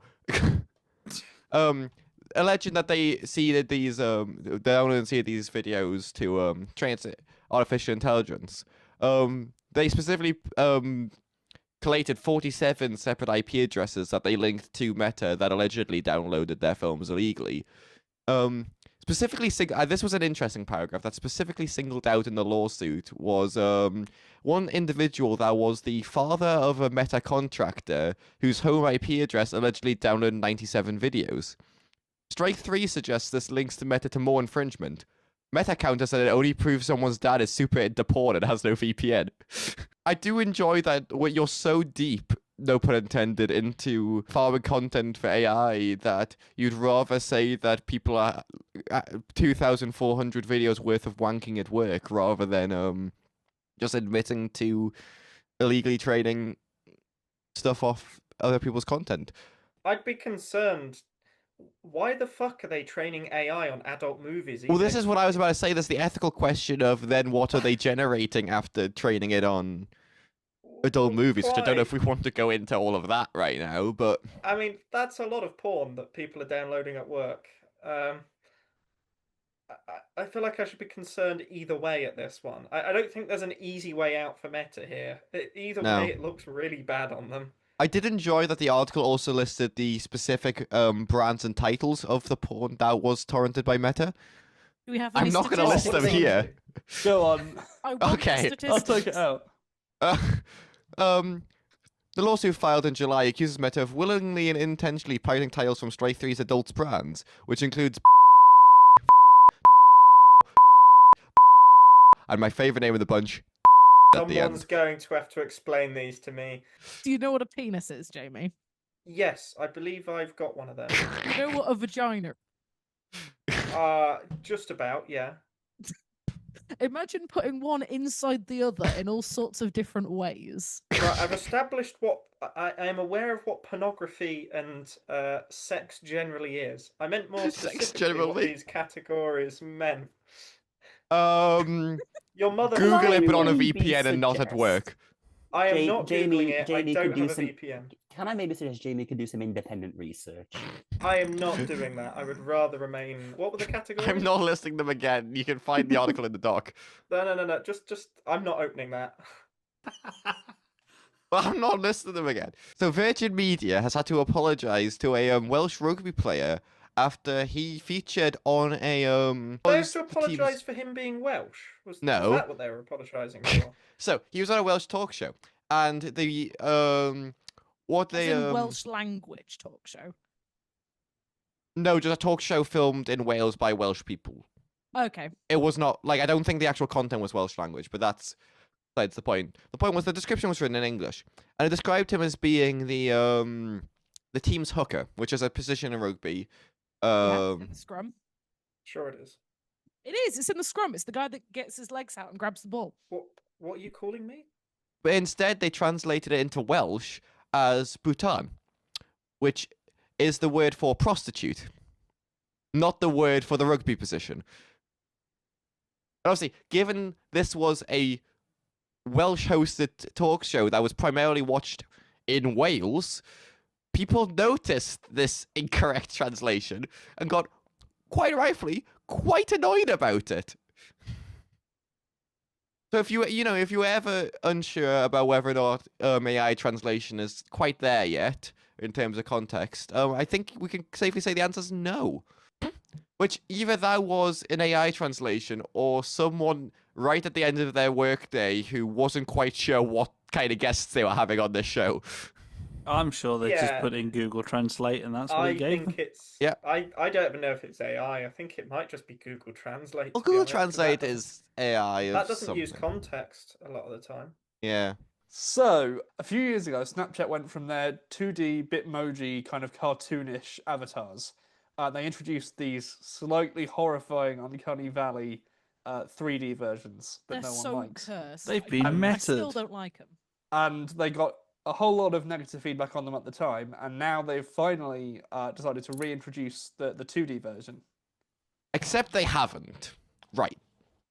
So, look at this image. I don't know if this is, like, obvious to people who haven't dealt in, like, 3D graphics as much as I have, but that's not a 2D avatar on the one on the right.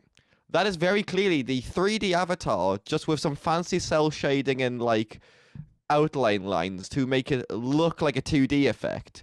Yeah, like, look at the hair and the shoes. It's like, you can still see the polygons if you look closely, like, in the, like, detail. It's not, like, because what the charm was that people wanted back was the not hand-drawn, but, you know, like, the actually artistically drawn, like... cartoon type. Yeah, the actual drawing. People didn't care about the fact whether or not it looked 3D. People wanted back the actually, like... I don't know, had some creative effort put into it, avatars, when what they've just given you is, frankly, shit-looking cell shading over what is their existing, not much liked 3D avatars. To brand them as 2D avatars is... well, it's just not correct. Yeah, so I think this is to do with keeping all the changes to the infrastructure that they made when they changed to 3D and trying to then get back to something as close as possible. They've said it brings back the charm of classic avatars while keeping all the benefits of today's 3D ones. Think of it like a filter for your avatar. Do you want to know the worst bit? This is a paid feature. Yeah, this is part of Snapchat Plus. So Google has announced its own version of the Apple Private Cloud Compute that we've talked about previously. What's Apple Private Cloud Compute? I don't remember. Look at this video here. I don't actually know if we have one on Apple Private Cloud. Apple people, would you like to describe, and then I'll go on my rant? Don't know what it is.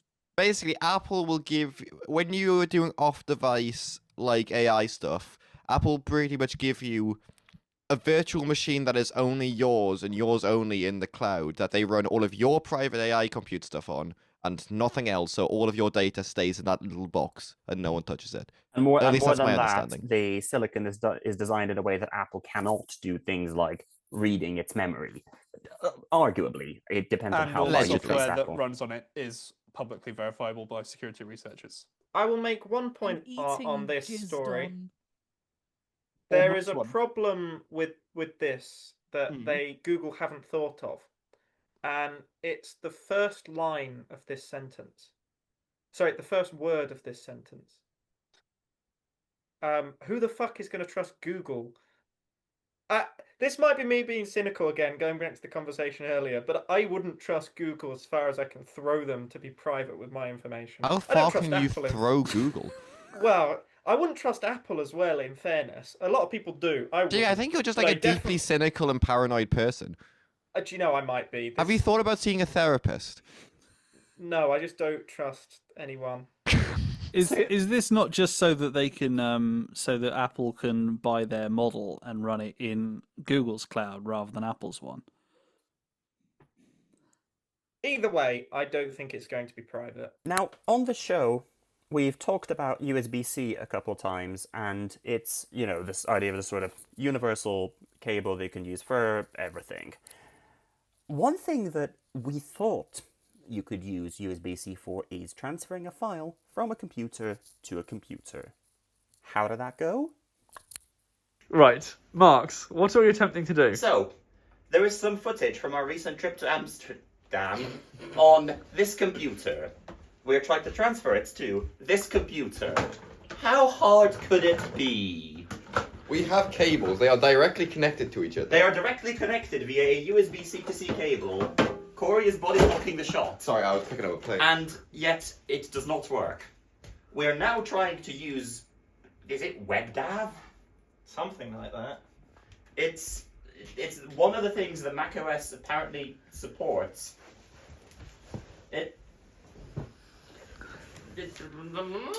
How hard is it to get a file from here to here? I think you should limit yourself to specifically sending it over that USB cable and see if you can do it. No, at this point I just want the file. I just want the file. Okay, ideally without having to go to That doesn't. sodding Google Drive and back, because that's wasteful when we're on the same network. USB-C. It just right. works. Mark, have you got an Ethernet connection then? No. What? Oh, there it is. Yeah, okay. Right, okay. Don't expose my private IP. I could get doxxed. Yeah, it's zooming in. Don't worry, I'll blur it, We're zooming in so we can blur it. I actually saw a meme online an Instagram post where they were advertising like this thing and it said, 192.168.1.1. And someone in the comments put, I'm a master hacker, I know your IP address now. Dude, I don't think you've ever sounded older than going, I saw a meme online. I on the old, the Instagrams, I think. Right. It's always, computing just works when we go, we want to transfer a file from this device to this device, and Jamie said to open a server rack. That happens more than you think. Right, okay, I'm aware. so what I've got now, we've now got a wired... What the fuck are you doing? Make it quicker. What? Well, we've not got it to work in the first place. Yeah, we weren't on the same network. Well, we were, but we weren't. Right, should we try again? Please hold. Please interject hold music into the video. My laptop is trying to use a static IP. Some of my, outing all the random shit. that I Yes. have. Yeah, please blur This all may that. also be blurred. Please blur all the copyright infringement. Right. Okay. Are we ready to transfer a file? Yes, New let's IP do it. address is coming up. I'm not sure if It's that right was, there. I don't know if that one's correct. 27. Is the IP address It was- on network interface ENP0S31F6? It is that one. It's I 27. have your network interface, I'm a master hacker. The file server will not allow any additional users to log on. Try to connect again later. Okay, hang on. What's the name of my file system? I don't know. I have a new plan. Mark, did you build a tool for this? Working on it. Is it time to pull out the uploader data? I have a better plan, but you're not going to like it. Oh? What's your plan? Bear with. There's a bear, where? Right. I'm borrowing this. What was my IP? 27. Oh my god. 27 it was, yeah. Oh, shitting. Nah. So, we're going to do a pro gamer move. Where the fuck's the at symbol? Are you SSHing into your laptop? Why, yes, I am. Why do you host an SSH server on your laptop? Who doesn't? Okay, fair enough. We're in. Okay, now what has this achieved? Wait, hold on, SSHFS. Yes. Is that a thing on macOS? It is now! I mean, we could rsync It is it. SFP or rsync, yeah. I don't want to know about your ass, please. 2020. Where the fuck are the buttons on a Mac? I just want the backslash. There we are. That one I'll do. Command C probably. That worked. Excellent news. What the fuck? Why is where's the exit button? It's not. This is me using Vim. Guys, how do I get out of this? Right, well, I'm just gonna ignore that and open a new terminal. New tab, yes, excellent. Right, I'll pretend that's gone. Right. SCP. Pop that 10.30.0.27. Lol. No. Why? You're not putting them there. Put them in the right place, you berg. Right, what do you do with it then? That'll do. Thank you. Now, how long will this take is the next question. I have another solution. Here's an external Oh. hard drive. No. This is 2025. We should not need to resort to such barbaric methods. We're cooking, it's fine. I can't. I think it might need a dash R as well.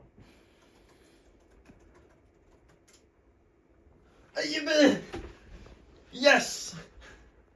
Now, we had this cable, which we could have just connected there, and it didn't work. So instead, Jamie has had to open a remote connection into his laptop from my laptop and transfer over SSH. How long is that going to take? There's no ETA. I should also add that I've just realised I have sent you the entire folder and not just Tramsterdam. What else is in there? Everything else. The rest of Amsterdam. Oh, Considering Tramsterdam was one day. that's true. Well, we'll be here a while. Also, the iPhone footage, there's a separate folder called Tramsterdam, so you won't need to sort through that. GoPro footage, however, that is not the case. But the timestamp should be correct. Right, let's take a look at what's coming in.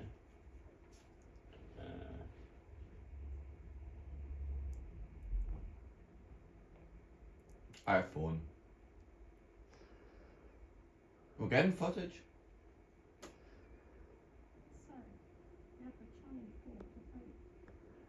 I guess this is going to come out after Amsterdam now. Yeah, we just spoiled the whole thing with that 2-second shot of you in a train station. Right, well, we'll see. They're getting on public transport? Oh, Why are they all copying the GoPro JPGs? photos. Oh, that'll be a Time lapse. Oh.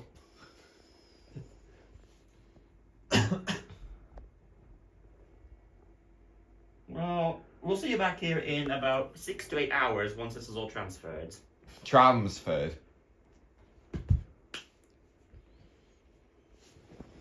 We just time lapse us waiting here. But I want my illegal copyrighted music back. Oh. We can replace the music as long as we're not talking. Excellent.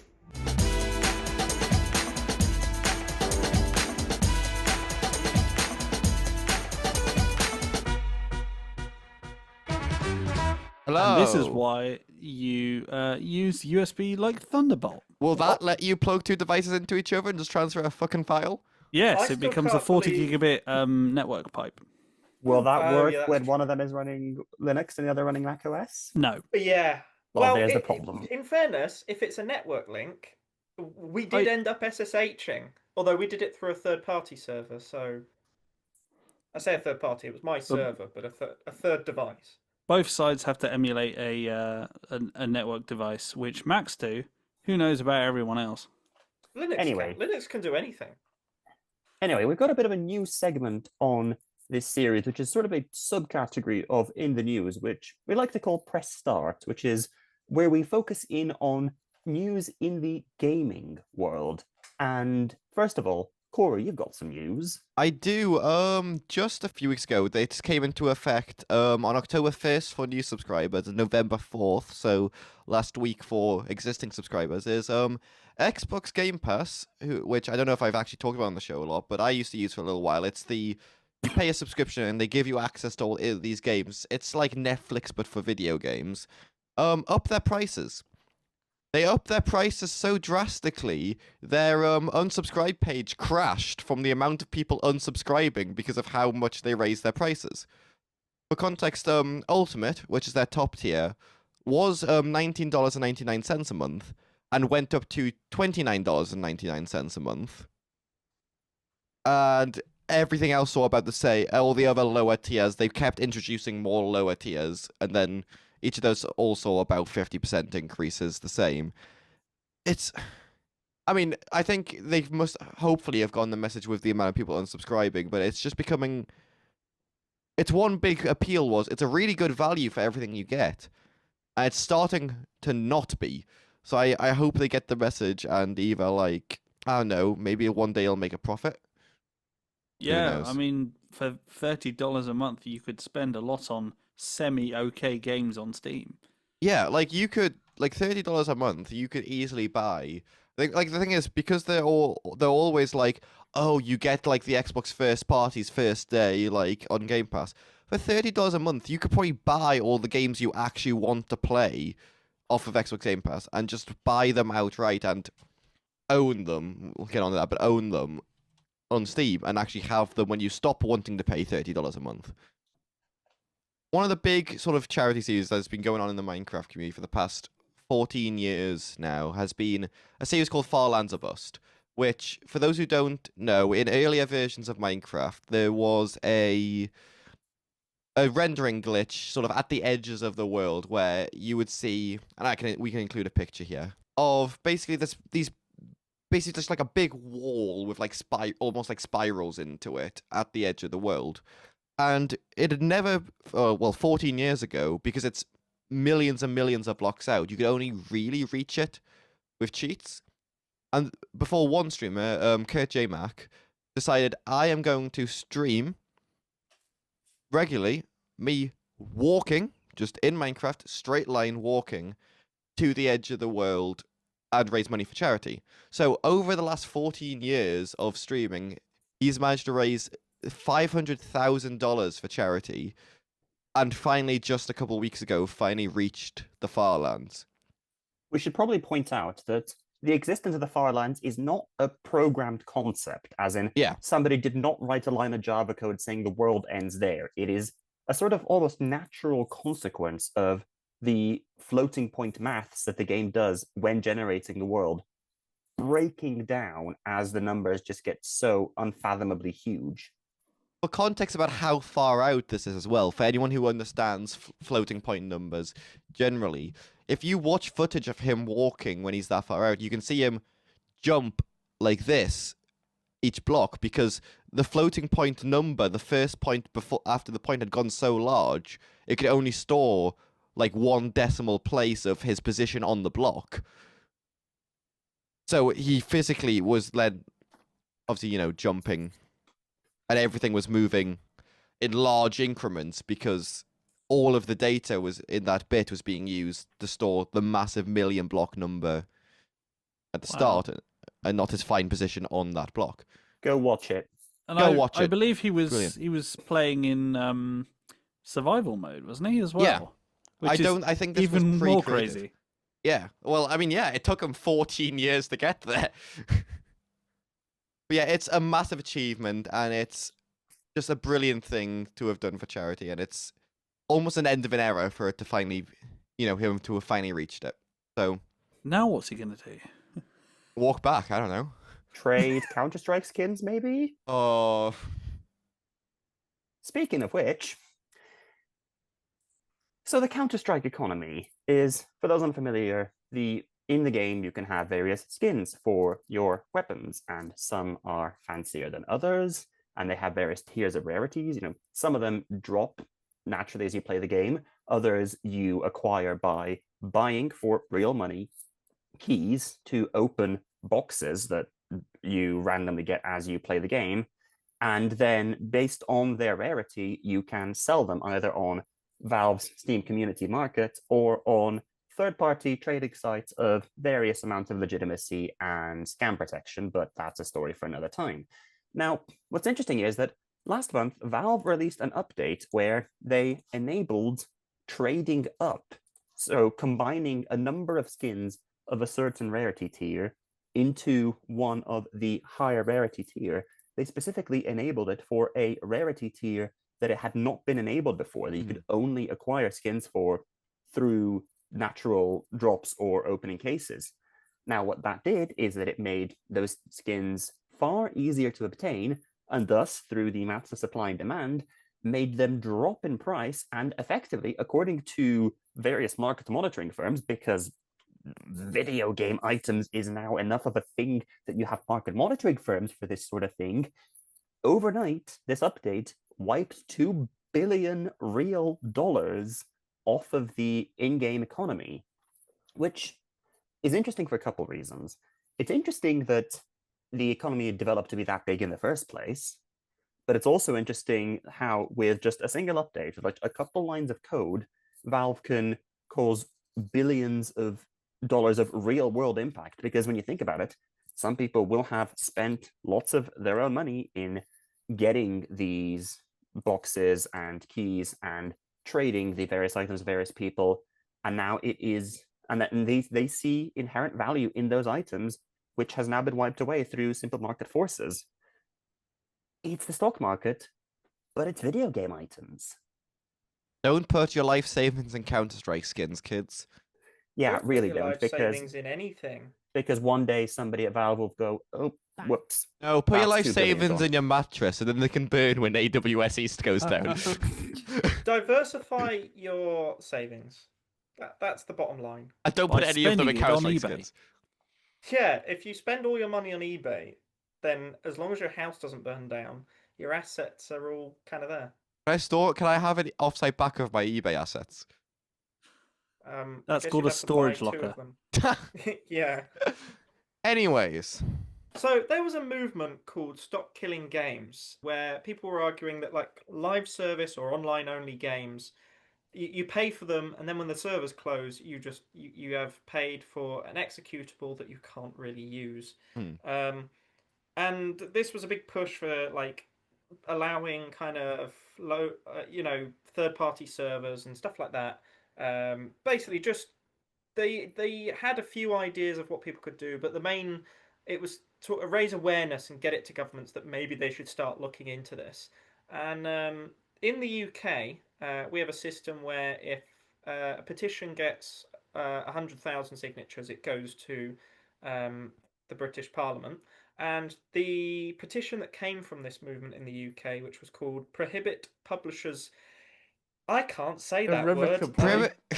Prohibit publishers irrevocably disabling video games they have already sold. Yeah, this was the petition. It got 189,887 signatures, and it was debated in Parliament on the 4th of November this year, 2025.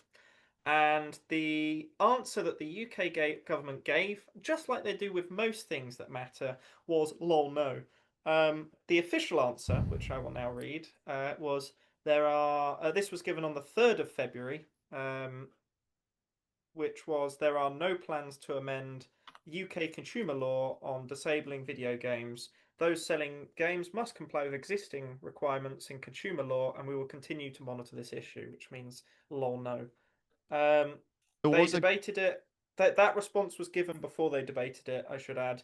But the debate basically said the same thing. From memory, because I watched it a while ago, there was a load of MPs saying, "Oh, this is a good idea," and then one guy that looks a bit like a Disney villain just said, "No, I think that's a bad idea." No, it wasn't Keir Starmer. One guy just said, "No, I think that's a bad idea," and then it didn't pass. So excellent democracy at its finest. And it was, it didn't go through. Yeah, Very there was cringe. one great quote from it that I sort of alluded to earlier, that it's like, oh, it's important to note that games have always been licensed to consumers rather than sold outright, which, put quite succinctly and quite greatly by Mark, says, legally, correct, morally a crock of shite. which Well, exactly. It's you will own nothing and you will be happy. yeah, which like technically them going, oh well, they need to comply the consumer laws. Also going, oh, but technically because of how we've allowed them to word this, it shouldn't. Technically, consumer laws don't even apply anyways. Which Well, also, quite. okay, sure, yeah, games are only like licensed. That's how they've been getting around a lot of consumer laws. Fix that problem too. You're acknowledging the problem. This is what the petition was about. It was like, hey, maybe let's kind of fix the video Let's game. rewrite the law so they can't say, oh, but we only licensed it to you, so thus you don't own it. Like, oh, sorry, we can't fix this problem with our laws because of this other problem with our laws. Then fix both of them. That's your job. It just feels like a cop-out, really. And Yeah. that's kind of what it is. Oh, we're going to move on to all of the fun stuff that's happened. So, this article came out a couple of weeks ago, but I thought it tied quite nicely into the next few bits. So, I kept included. It's been reported now that allegedly 9 out of 10 Windows games can now run on Linux. This has come from data from Proton TB, which is basically a big data community-run database of what games run under Steam's Proton and how well do they run. And we are now at about 90% run on Linux to a playable extent. And it's basically the way, from my experience, because I do game on Linux, this pretty much feels like if the game has kernel level anti-cheat, like is the game Valorant or League of Legends, it won't run. Otherwise, you'll probably be fine. Like, I don't see unless the developer, like we talked about with Battlefield 6 or like Valorant, unless they're actively going, no, we're going to forbid this from running on Linux, it will probably run just fine. And I think that's really impressive given where it was just a few years ago in terms of game compatibility. Now, if only they could do that for macOS as well. I was about to say, as we discovered, Proton's right there. Well, exactly. We discovered a couple of weeks back when we were trying to play a new game that's just come out called RV There Yet. I was playing on Windows, Corey was playing on Linux, and Marx was playing on Mac. Now, me and Corey joined pretty much immediately. In fact, I think I had more problems joining than Corey had. I was hosting the game. Yeah, you were hosting the game, and you managed to install a mod that allowed us to have more than 4 people join. Yeah. So, yeah, Corey was hosting. I managed to just about get in between Windows being Windows. Marx, I think it took. Did you ever join in the end? I can't remember. It took me. You did join a little bit.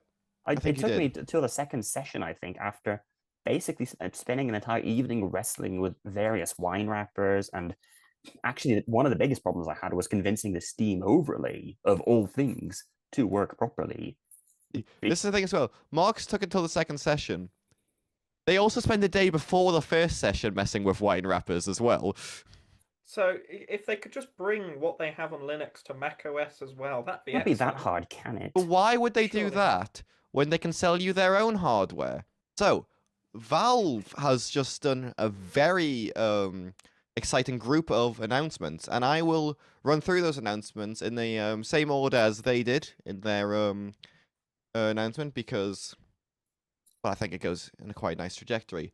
The first thing they announced was a new Steam controller, of all things, almost 10 years after the first one.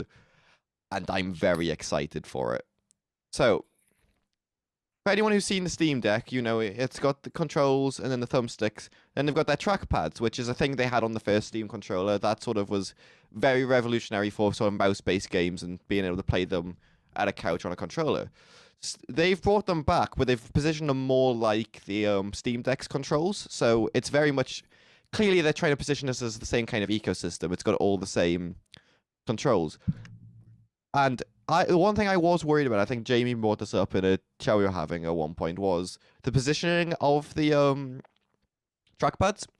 I was worried about it being the sticks being too high up, but I think from seeing just videos of people holding it, it looks like they've taken pretty much the area that would be underneath the sticks, where it's just empty space where the two sides come down, and just whacked the trackpads there. So I think Yeah, so my kind of take on it was it looks like they've taken a controller and then instead of moving the joysticks higher, what they've actually done is added Yeah. a section in the empty space where the trackpad is, which is what you were saying. My only concern was palm rejection, but as we kind of had a conversation in over text and whatnot about this, but it's very possible that palm rejection might, if there's, because they on the thumbsticks themselves they have touch capacitiveness of Yeah, some this is description, the don't thing they? I was going to get onto, but we'll talk about palm rejection first. But I think I pulled out my PlayStation controller for reference. So I wanted to see, like, if I'm holding the sticks here, right? You got to think if the touchpads are here, I'm not. My palms aren't really going where, because you got to look at, if you look at the photo, the controller sort of goes the handles, then it goes down a bit like this, and this is where the touchpads are. So I think you will be safely above the touchpads when you're using the joysticks Right. on the Okay. placement. I don't think I mean unless you're playing like with your hands like this, I don't think your palms are going to be causing an issue on the touchpads. I mean, I people do who not have have a used a Steam controller Deck can probably correct me on that because it does seem to be very similar placement to the Steam Deck. Jamie's gone. Yeah, the controller. What really excited me about the James bought a controller. You see, this is a Wii U controller for context. It's the only one I had to hand. But I tend to game like this, where my palms are very much covering. They might just, I mean, I guess they'd be here. Yeah, so I was So gonna say they'll be indented a bit though. So I think it'll probably be something you'd have to, if you were noticing it, it's probably something you could adjust your grip to get around as well though. It's not like yeah, I mean, I reckon just about here might just clip it. But to be honest, I could kind of game like this and get away from that problem. yeah. So I might not be an issue as much as I originally thought during the announcement. It's going to be quite a big controller, isn't it? I like big controllers. That's like I said, I like showing up my PS5 controller, which is probably the thickest controller I've ever owned. I have big hands. You I like this really one? like a chunky controller. That's a bigger controller. This is a Wii U, and because you were just saying about the same thing on Steam Deck, but I have noticed when I hold this, my palms are actually well clear of where the touch would be. It does remind me, maybe showing my age a bit, of the standard or the XL size original Xbox controllers. Oh, the Duke! They were just absolutely huge. There was no chance you were going to be able to hold that correctly. To be fair, But I guess think that's now a Steam Deck controller. Yeah, it reminds me of. Did anyone see that guy who made Steam Deck controllers? That were pretty much just the two sides of the Steam Deck, like that, like a Switch controller.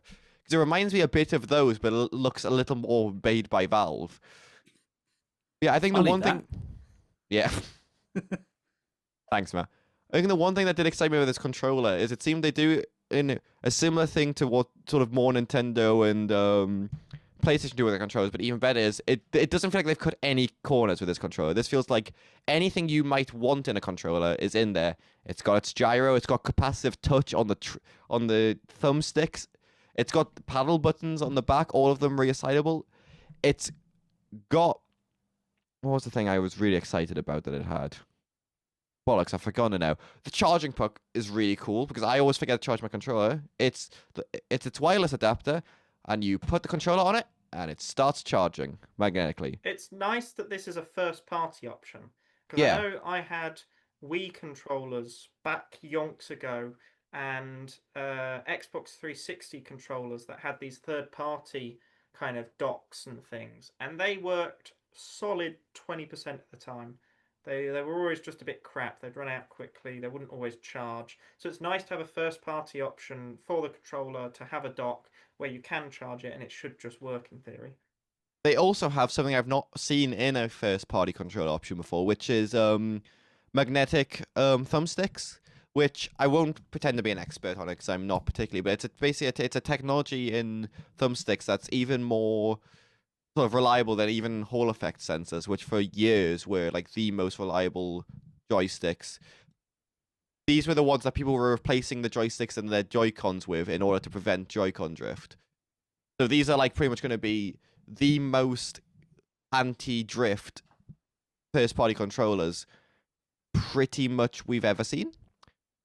And Yeah, I realize I'm talking about a controller for a long time, so I do apologize, but I'm very excited about it because that's the specific kind of nerd I am. I'll be very interested to see like what iFixit claim the like repairability of these things are. I am curious. I think I might be misremembering, but I think Valve might be working to sell replacement parts. I know they did with the Steam Deck. I'm pretty sure with iFixit. So I wouldn't be surprised if they go on to It's do not that on there with yet, iFixit. but we'll see. We'll see. I mean, they're yet to. We'll get onto this, but they're yet to even announce the price, so it'll be a Right. bit before. Fair enough. So yeah, and Valve mentions your Steam controller can be very well used alongside a Steam machine. Oh yes, Steam machines are back too. So if anyone remembers, about 10 years ago, Valve tried a little project called Steam Machines. Matt looks like he's having PTSD nightmares. No, I remember it happening. I've never used one. Steam machines were basically so we've made it finally to SteamOS 3, and that's where SteamOS finally sort of caught its legs, became great, and Valve started pushing Linux compatibility. SteamOS 1 was what the original Steam machine ran 10 years ago. It was basically Valve tried to make a console, but it also wasn't a console. It was a very weird thing where they were made by, like, there was a bunch of Alienware different ones, and they were all different specs, and they were practically just ITX PCs running Valve's flavor of Linux that didn't really do game compatibility that well 10 years ago. But now Valve's brought it back, and it's pretty much just, well, it's a box. It is literally a cube. If you look at a photo of it, here's one on the screen. Thanks, Cameron. It's a cube, and it runs SteamOS. And it's using what they describe as a semi-custom AMD GPU and an AMD CPU because, I mean, AMD Linux compatibility, and apparently they've worked quite closely with AMD on the driver. But it looks to be a quite powerful Linux-based console, basically. I think what Valve have done quite well is they've sort of secretly built an ecosystem. In that they had the Steam Deck, and now they're launching the Steam Machine, they're launching the Steam Frame, which we'll get onto, and they've kind of just went, oh, you're already in this ecosystem though, because you already own thousands of pounds worth of games on that will automatically be installable, usable on this console, which I think is just great. And sorry, go. Pretty cool. And I mean, I think I saw a claim that the Cube is like 6 times more GPU power than the Steam Deck. Yeah, which is a fair amount, especially if you're doing 1080p on that's going to be a fair amount of horsepower. Yeah, I was gonna say, I assume like they claim it can do 4K 60 with little bits of like not DLSS, whatever AMD's DLSS FSR? FSR, that's the one, yeah. With that, which also just means it'll be a honking great 1080p game machine, which is probably what most people will end up using it for, I suspect.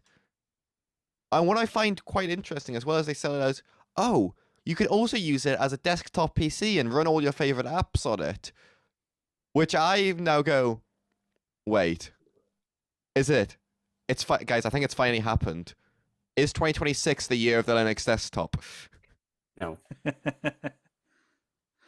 They've just, if it's as long as it's got a browser, and the browser is presumably Chrome. Might be Firefox, given it. Might be Firefox. Okay, but they've made a competitor to the Chrome box that Google could never be bothered with. Yeah, so it just seems like a relatively competent small form factor PC that runs SteamOS, and that seems interesting. It also has a Steam do you remember when I mentioned the little Steam controller charging puck that does its own 2.4 GHz connection? It has that built in, so you can connect their first party controllers to their first party machine.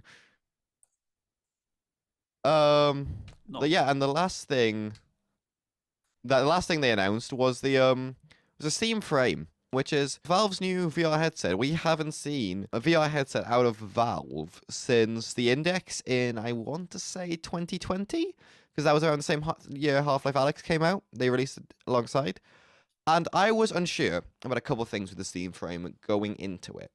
because it's the first Valve headset to do inside-out tracking, which what that means is instead of having external sensors, as people have probably seen, where you put them sort of like on stands or on your walls and they point in and they track where the headset is, it uses cameras on the headset pointing outwards to track where the controllers are, where the headset is in 3D space. The main benefit to that has always been convenience. You can just walk into a room, put the headset on, and use it. You don't need to set up anything external to the headset. The issue with it has been sort of reliability, especially with like blind spots. So let's say you're playing an archery game and you pick a bow out of the quiver. Well, you see, you're right behind your head here, and sometimes they would lose tracking when you place it behind your head because all the sensors are on the headset, which is on the front of your face. So that was one thing I was really interested to see what Valve got around that, because Valve has been very much more on the stability side.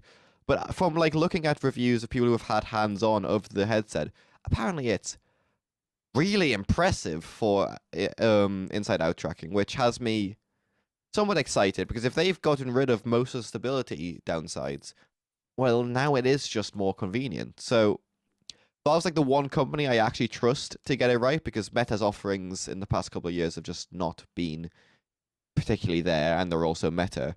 The other thing that they that it was really interesting to me about this headset was the wireless streaming. So they use a specific they sell a specific, I don't know if it actually comes with a headset or if it's an external accessory. I'll have to double check that. Basically a Wi-Fi 6 dongle that acts as a Wi-Fi 6 router practically. You plug into USB, and because it uses a 6 gigahertz band, it's able to go around a lot of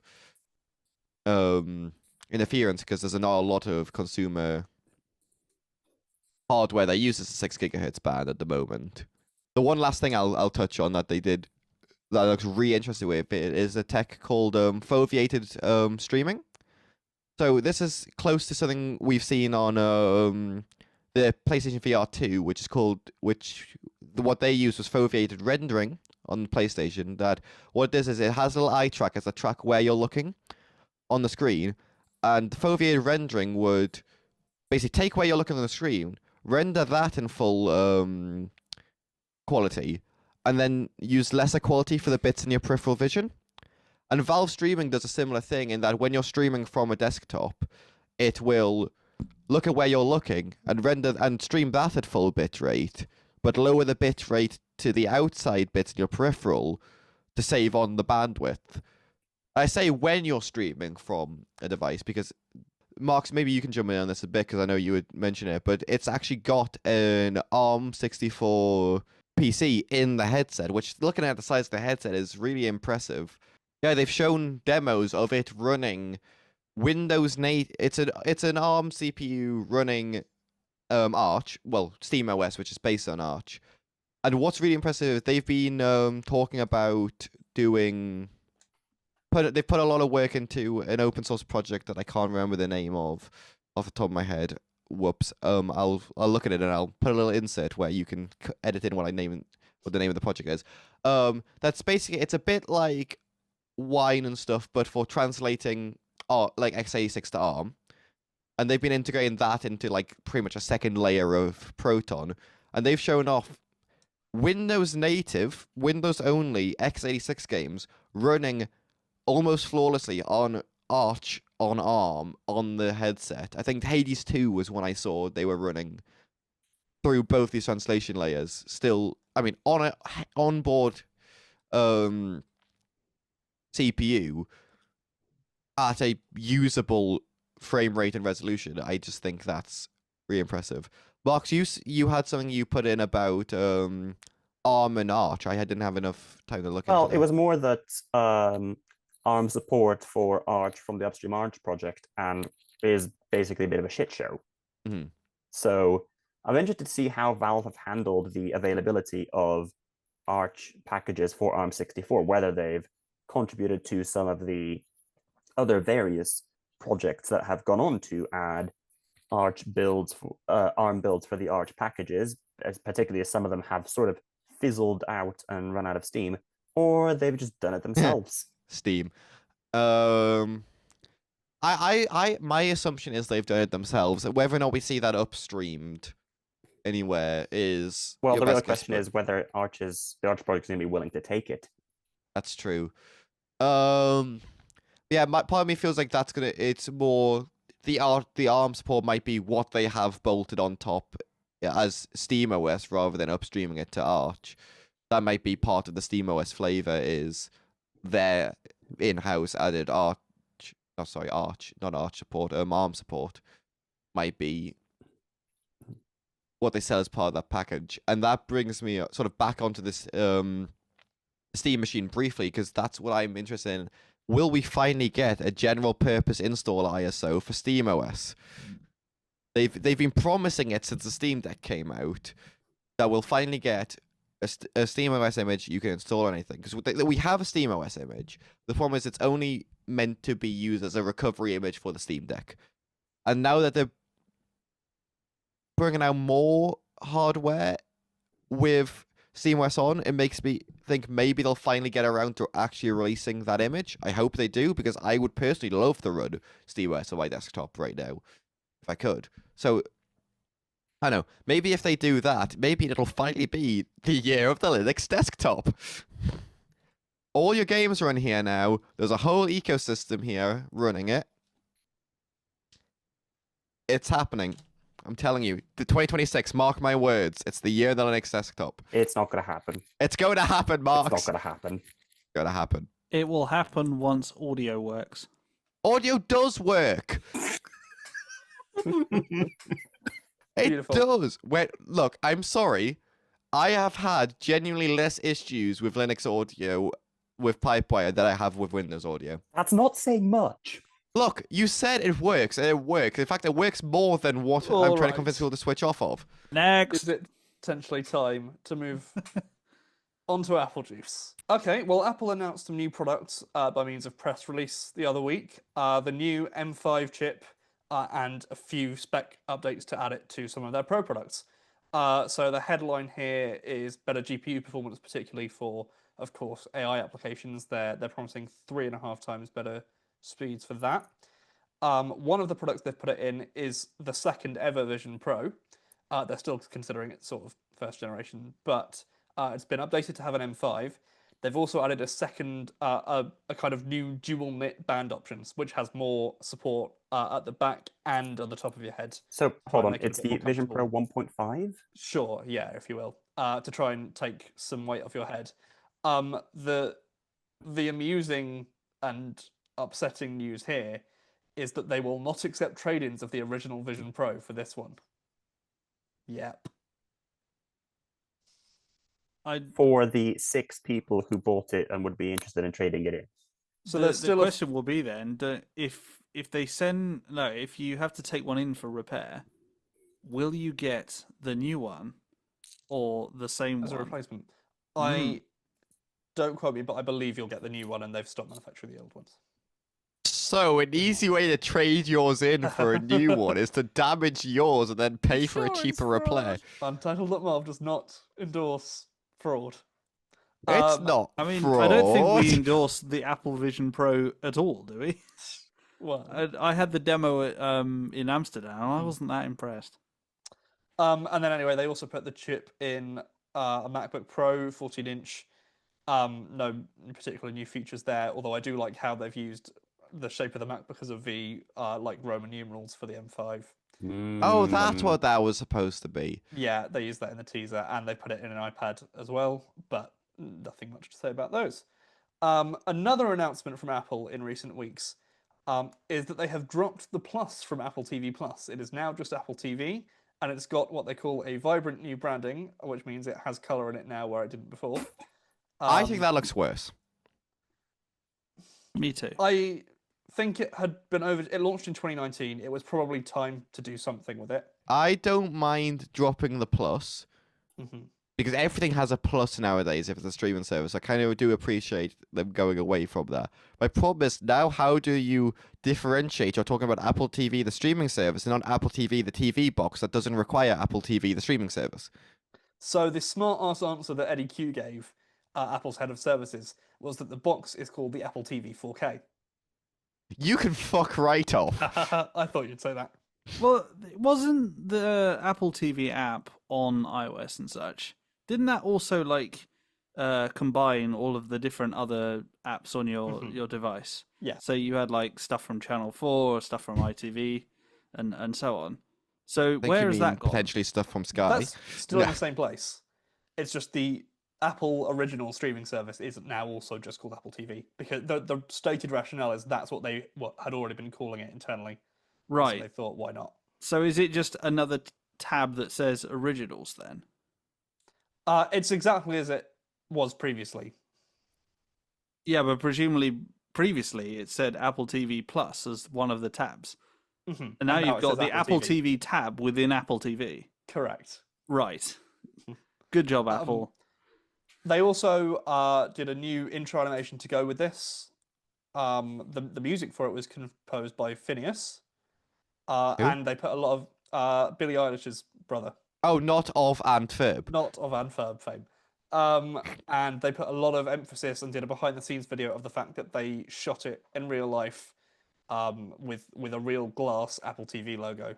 Now, there's one more Apple product that has been announced recently, and it is this. They call it the iPhone Pocket. And the press release says, inspired by the concept of a piece of cloth, its singular 3D knitted construction is designed to fit any iPhone as well as all pocketable items. So you know how I was crocheting earlier? I made one. Can you give us? Have you got a phone in it now? Oh, very good. It's got a phone. It's got my phone in it. It's got its strap. Yeah, it took me maybe an hour of you all chatting shit. Congratulations, you've just saved yourself up to $229.95. Fuck me, that's I'm how much it sorry, is. Fuck off. That's the long strap version. The short version is a mere $149.95. And how much did they used to sell iPod socks? What are they knitting it out of? Spider-cum?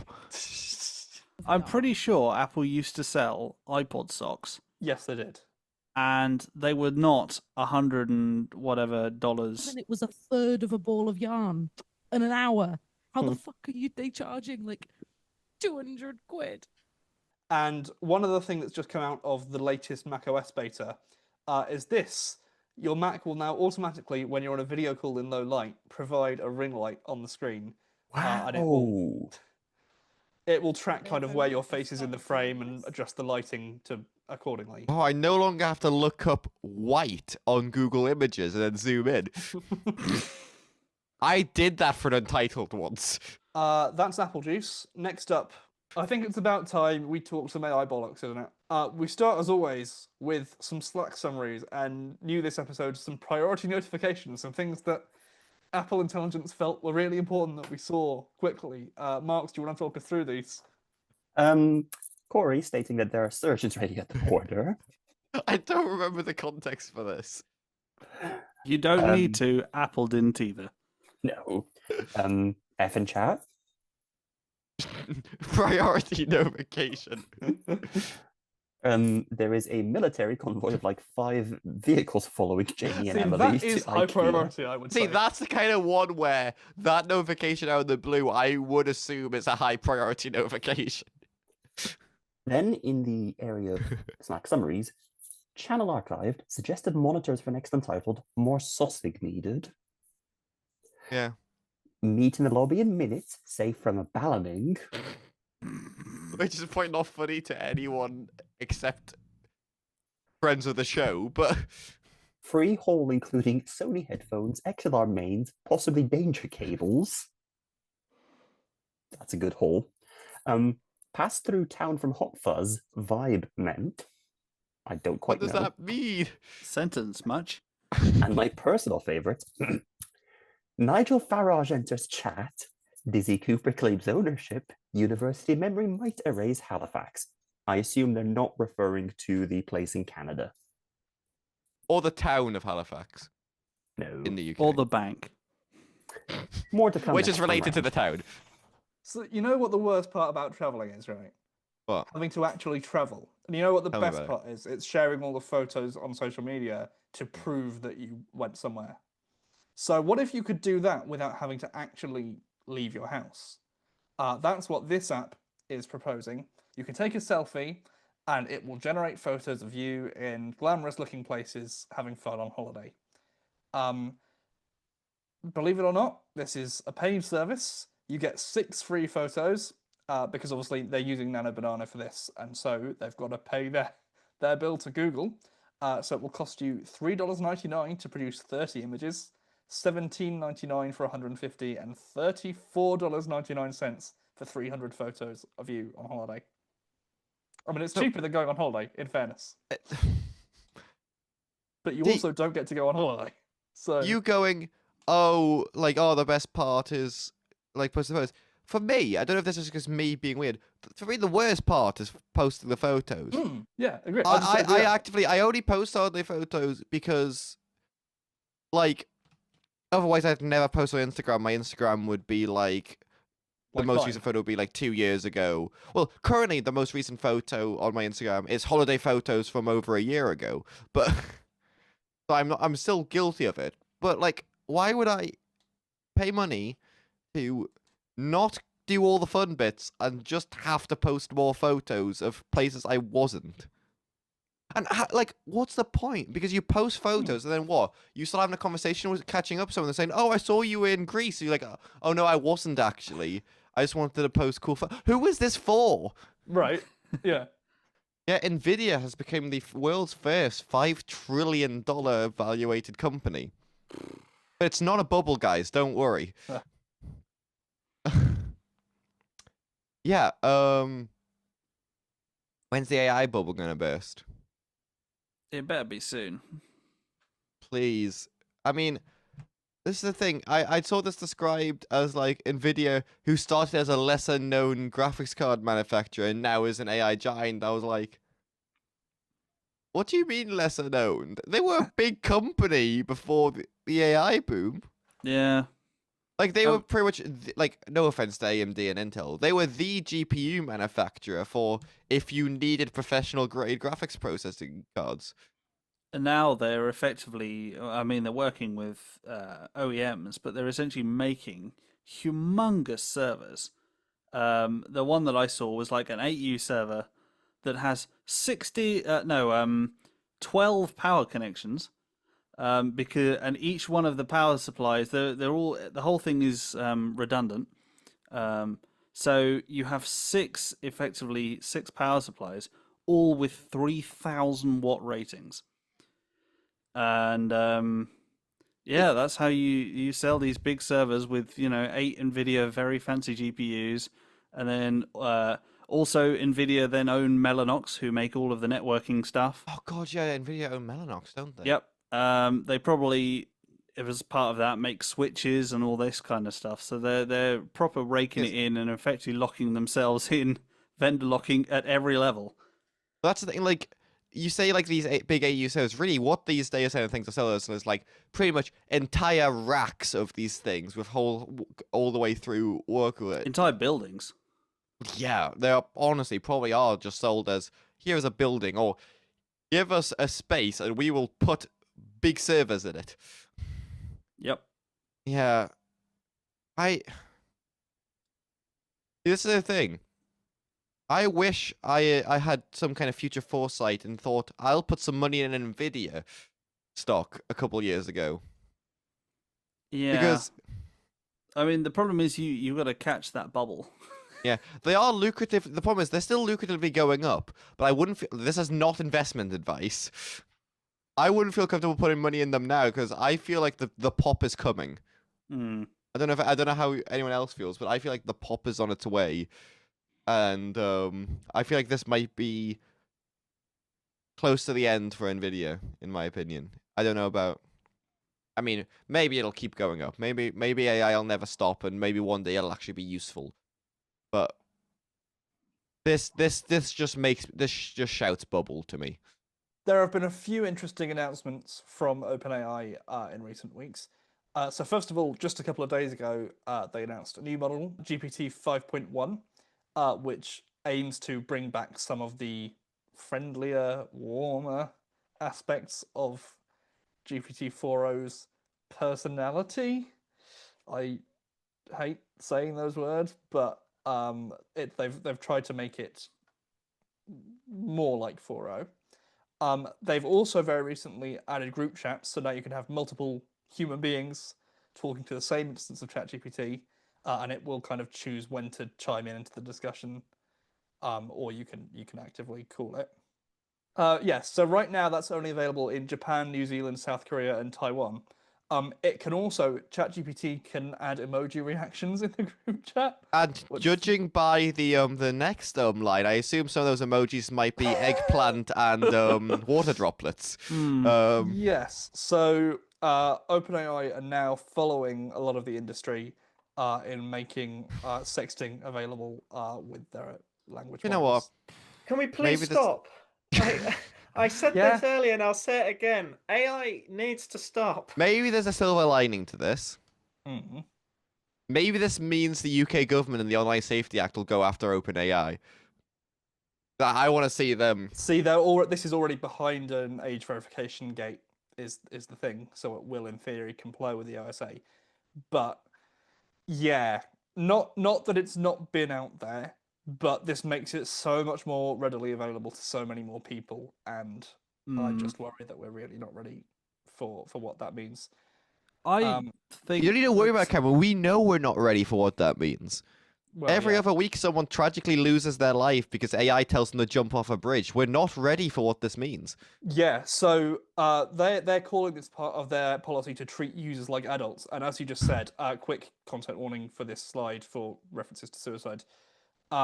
They've claimed that they've mitigated the serious mental health issues and they have new tools so they can relax the restrictions. Problem solved! Yay, well done, everyone. Meanwhile, on the right... What are the new... How have they managed this? Well, they haven't. They're just talking rubbish. Because here on the right is what ChatGPT said, again, just a couple of months ago, to a kid who was thinking of taking their own life. That you didn't vanish, you arrived on your own terms. It wasn't a farewell, it was a testament. You mattered wherever you're headed. Cozy pain of police, you're going there with all of us still holding on your last words. Rest easy, king, you did good. Problem solved. They've mitigated the mental health issues, guys, and that means that we're now ready to stream porn from large language models to hundreds of millions of people. Good work, Sam Altman. Fuck's sake. I mean, I've seen various reports that people think that GPT-5 was dumber in several ways, and I wonder if it's because they filled it with this instead. Can we all agree that someone needs to touch grass? I'm not sure who it is, but someone needs to touch grass, because this is... I mean, frankly, we've seen it's dangerous. It's abhorrent. And it's taking away connections that we really should be making between humans and people who actually care about you in a very human sense of the word. You can view our previous episode where we go more into depth about that last slide, but it's I think in a very untitled way it can be summed up by saying it's not ideal. The words I would use are fuck this. But that's what not ideal means in an untitled sense. Yeah. So anyway, OpenAI acquired this company called Sky. They are the same people who made shortcuts on iOS, previously Workflow. So they've now been acquired in their career by both Apple and OpenAI. This product is sort of a modern command line is the way they're pitching it. So it is LLM based, but you're telling the computer what you want it to do. It can interface with apps. So it's less conversational, which I'm slightly more comfortable I don't with, trust a human AI. Do you know what I don't trust a hallucinating AI with? Command line level access. I shouldn't have said command line. I mean, it's there to interface with your apps. So you can say, oh, we're going to meet in this bar, add it to my calendar, and send a message to my friend saying that it's added, or whatever. See, I would be fine with this, right?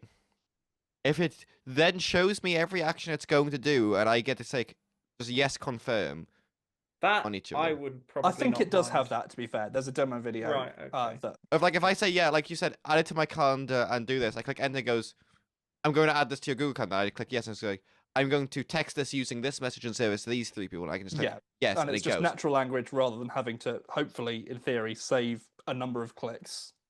And if you think that with a voice interface as well is kind of what like if it's basically at Sirius that point, it's just Siri at promised that to point. be. Yeah.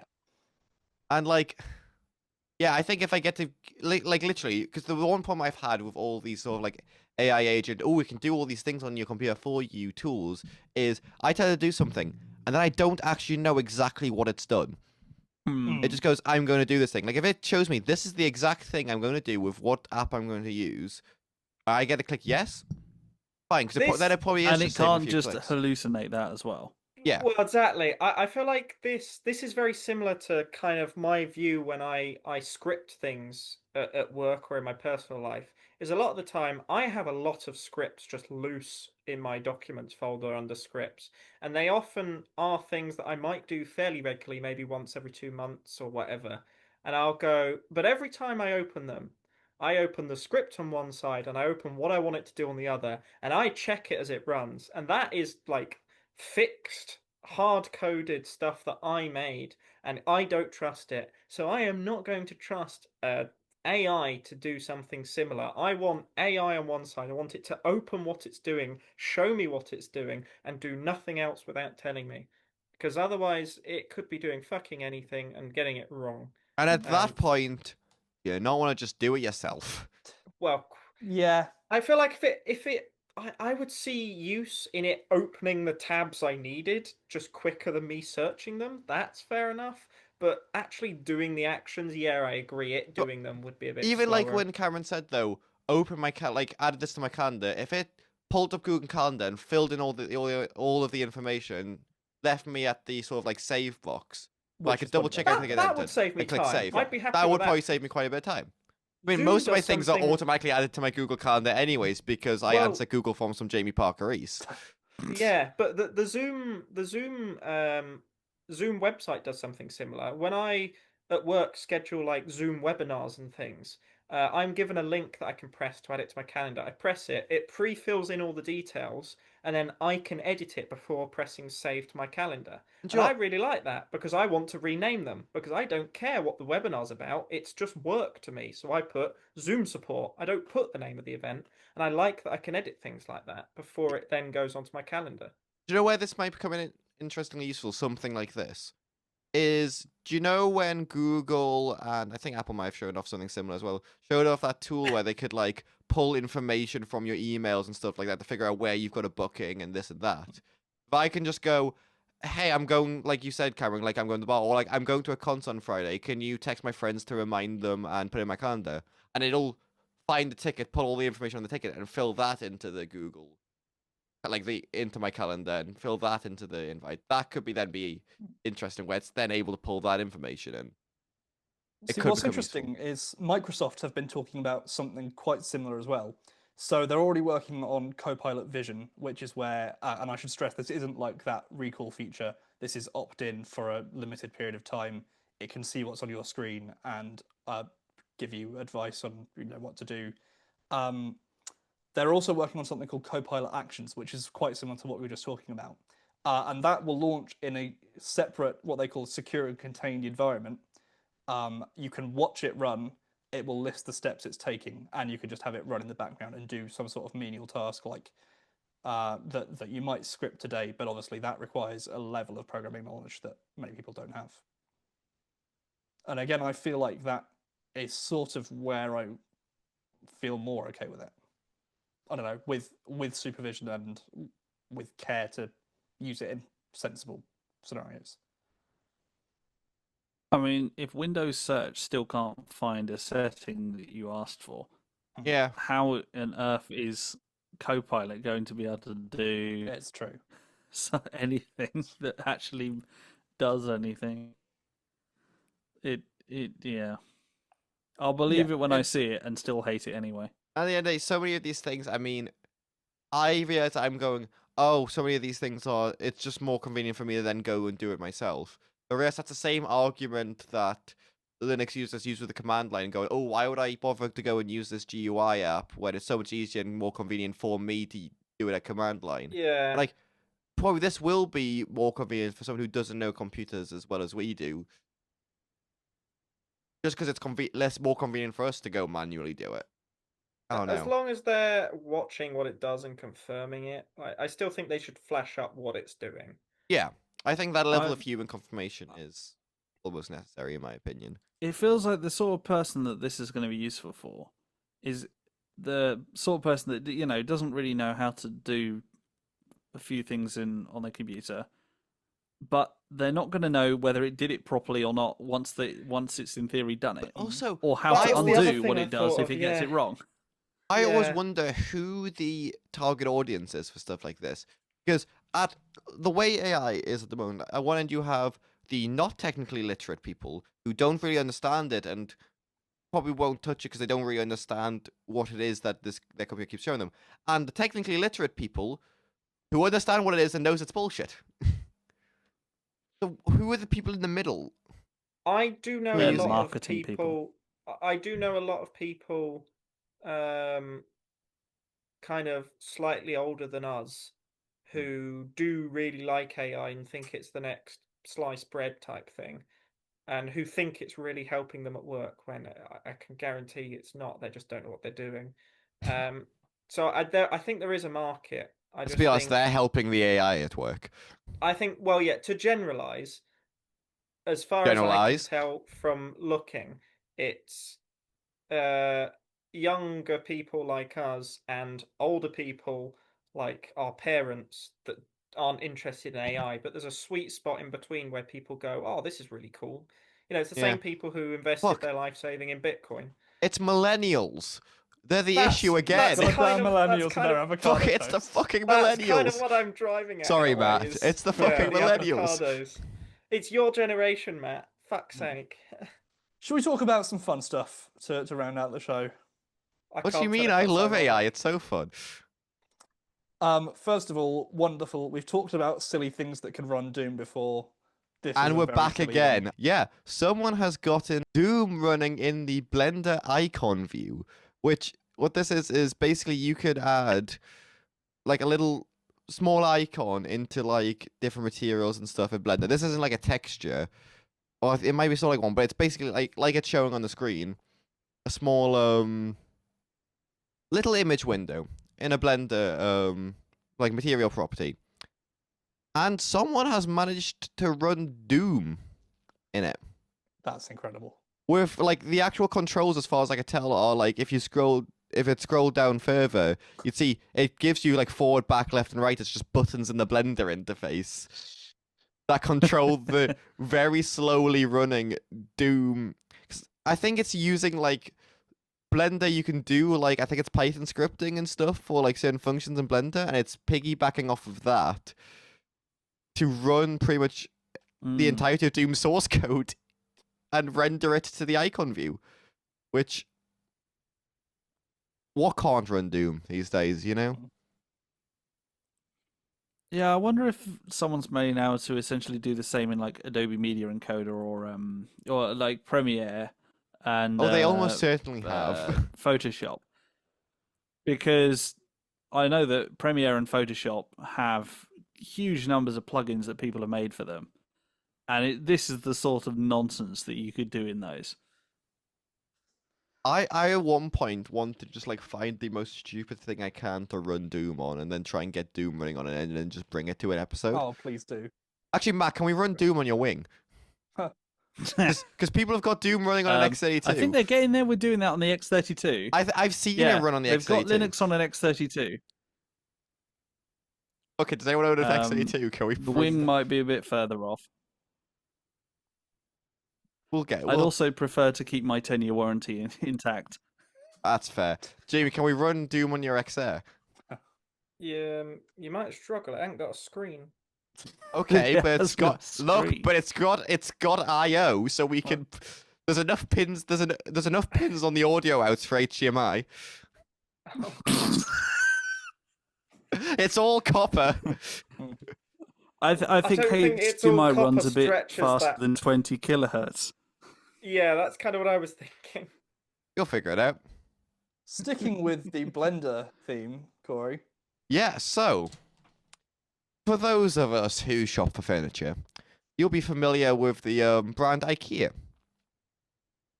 More specifically, on IKEA's website, when you go to view a piece of furniture, it'll give you a nice little 3D view of that piece of furniture that you can spin around and look around. It's a fully textured 3D model of that piece of furniture, and they have this for all their pieces of furniture. And that is literally a 3D model that's delivered to the web browser that then the JavaScript lets you look around and render. And because the website just sends the 3D model over and then renders it on client side, you can scrape IKEA for all of their 3D models of all of their furniture, which means someone's wrote in a plugin for Blender that lets you search for and automatically add fully textured and shaded IKEA furniture to any Blender scene just by searching for it. I think that's kind of brilliant. I realize I'm like describing it like it's a bit of a shitpost, but I can actually see this being quite useful for like interior designers making mock-ups of like indoor spaces, because quite often they do make renders with furniture models of like indoor spaces to say this is what, like, an example of what they would do with a space. So being able to just quickly pull IKEA furniture in is A, probably quite useful for them, and then B, probably will bring IKEA a little more kick when they go, okay, well, I'll buy that furniture because I can click through and buy that now. But yeah. IKEA Can someone make an IKEA store in Blender? Just you can only navigate through it one way. Meanwhile, what I found is this site called TealFM, which is still very much under construction, though I've seen some people use it, various early iterations of it. And it's interesting because it's essentially Last.fm, which, if you're not familiar with, it's a site for tracking what music you listen to and seeing what music your friends listen to, but built on the AT protocol, or the AT protocol, which is the protocol used by Blue Sky, most famously, except that it could do more than just that. It's meant as a generic protocol for applications on the social web. And the reason I find TealFM interesting is that it's one of the first examples of a proper substantial application, as opposed to just Blue Sky. Well, a substantial application other than Blue Sky, as opposed to just things like a basic blogging service that I've seen built on the app protocol, sort of demonstrating the potential of the protocol in that way. So interesting to follow, not just TealFM itself, but also the general development of applications on the app protocol. So a question, Marks. Yeah. About the fact that it's on this, like, the same protocol as Blue Sky, this and that. Mm-hmm. What's the benefit to that? The benefit is that all of your data for all the app proto applications that you use, so it could be Blue Sky, it could be TealFM, it could be there's a blogging service, I've forgotten what it's called, are all stored on your personal. Is that no? That's the only blogging service I've heard of recently. All stored on your, what it's called, a personal data server.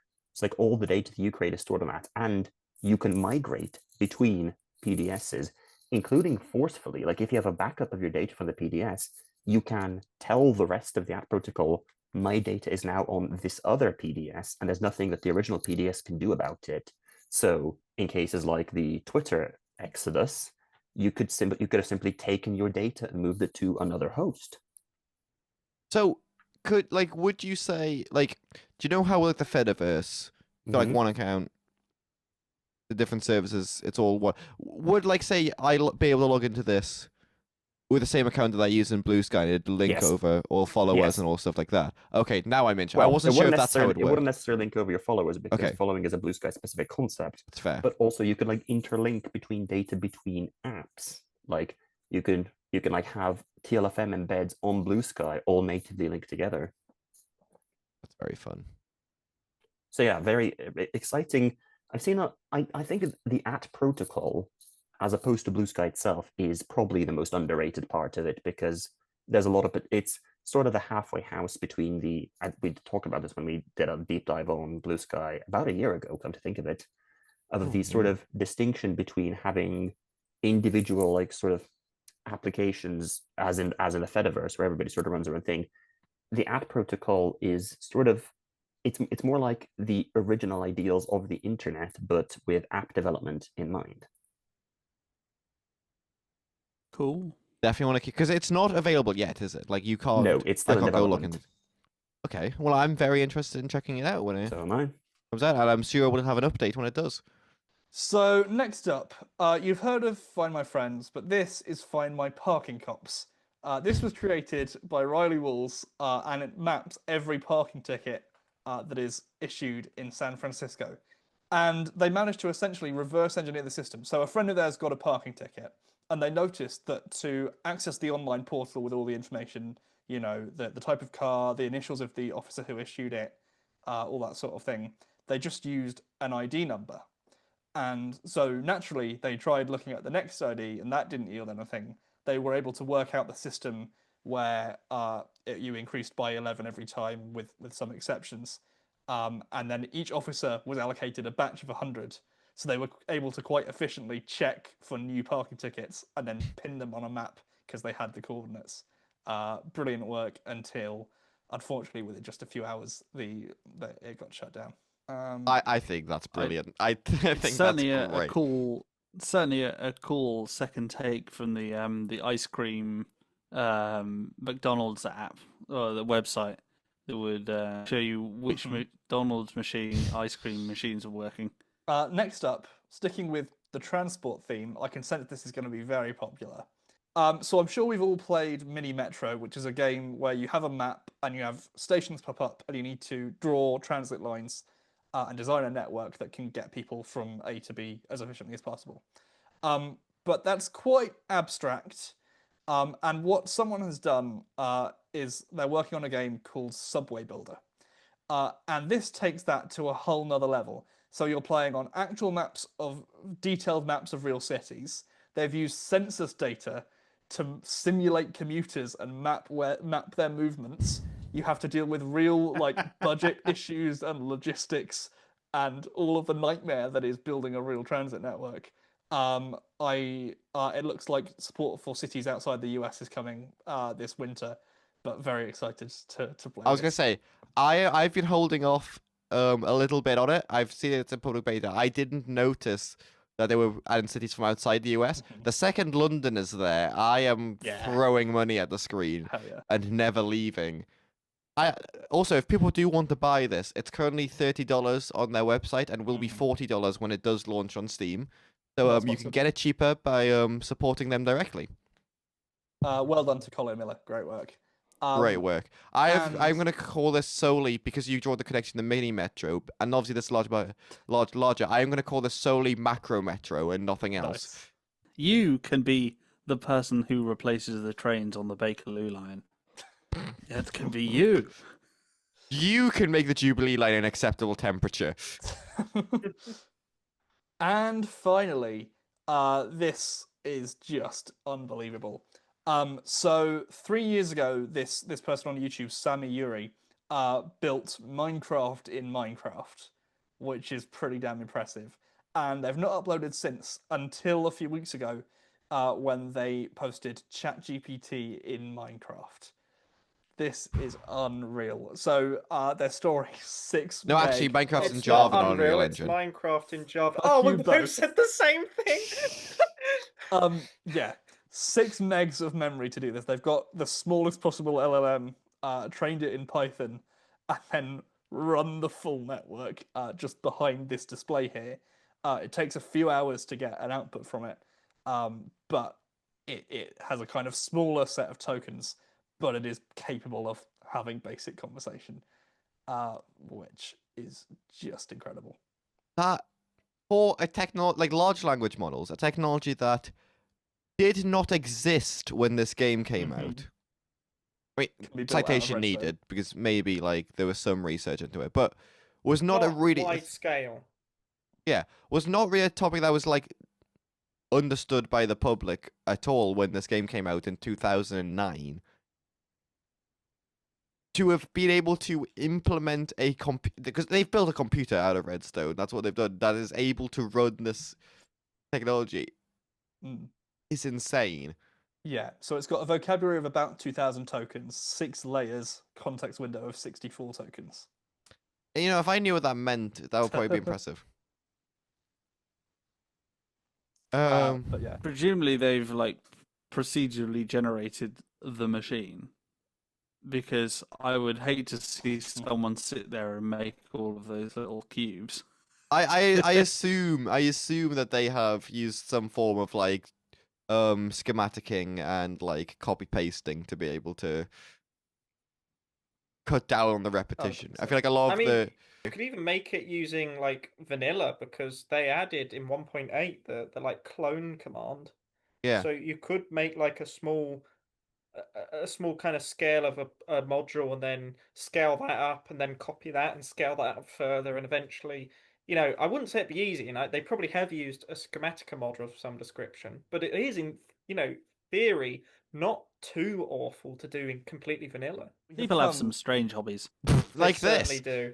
Yeah, like this one where we've been on a call for 4 hours talking. Yeah. So with that, we have finally made it to the end of our show. Thank you all for joining me. I've been Cameron. I've been Corey. I've been Dizzy. I've been Matt Strat. I've been Marks. I've been Jamie. Thank you for watching, and we will see you next time. Bye. Bye. Bye.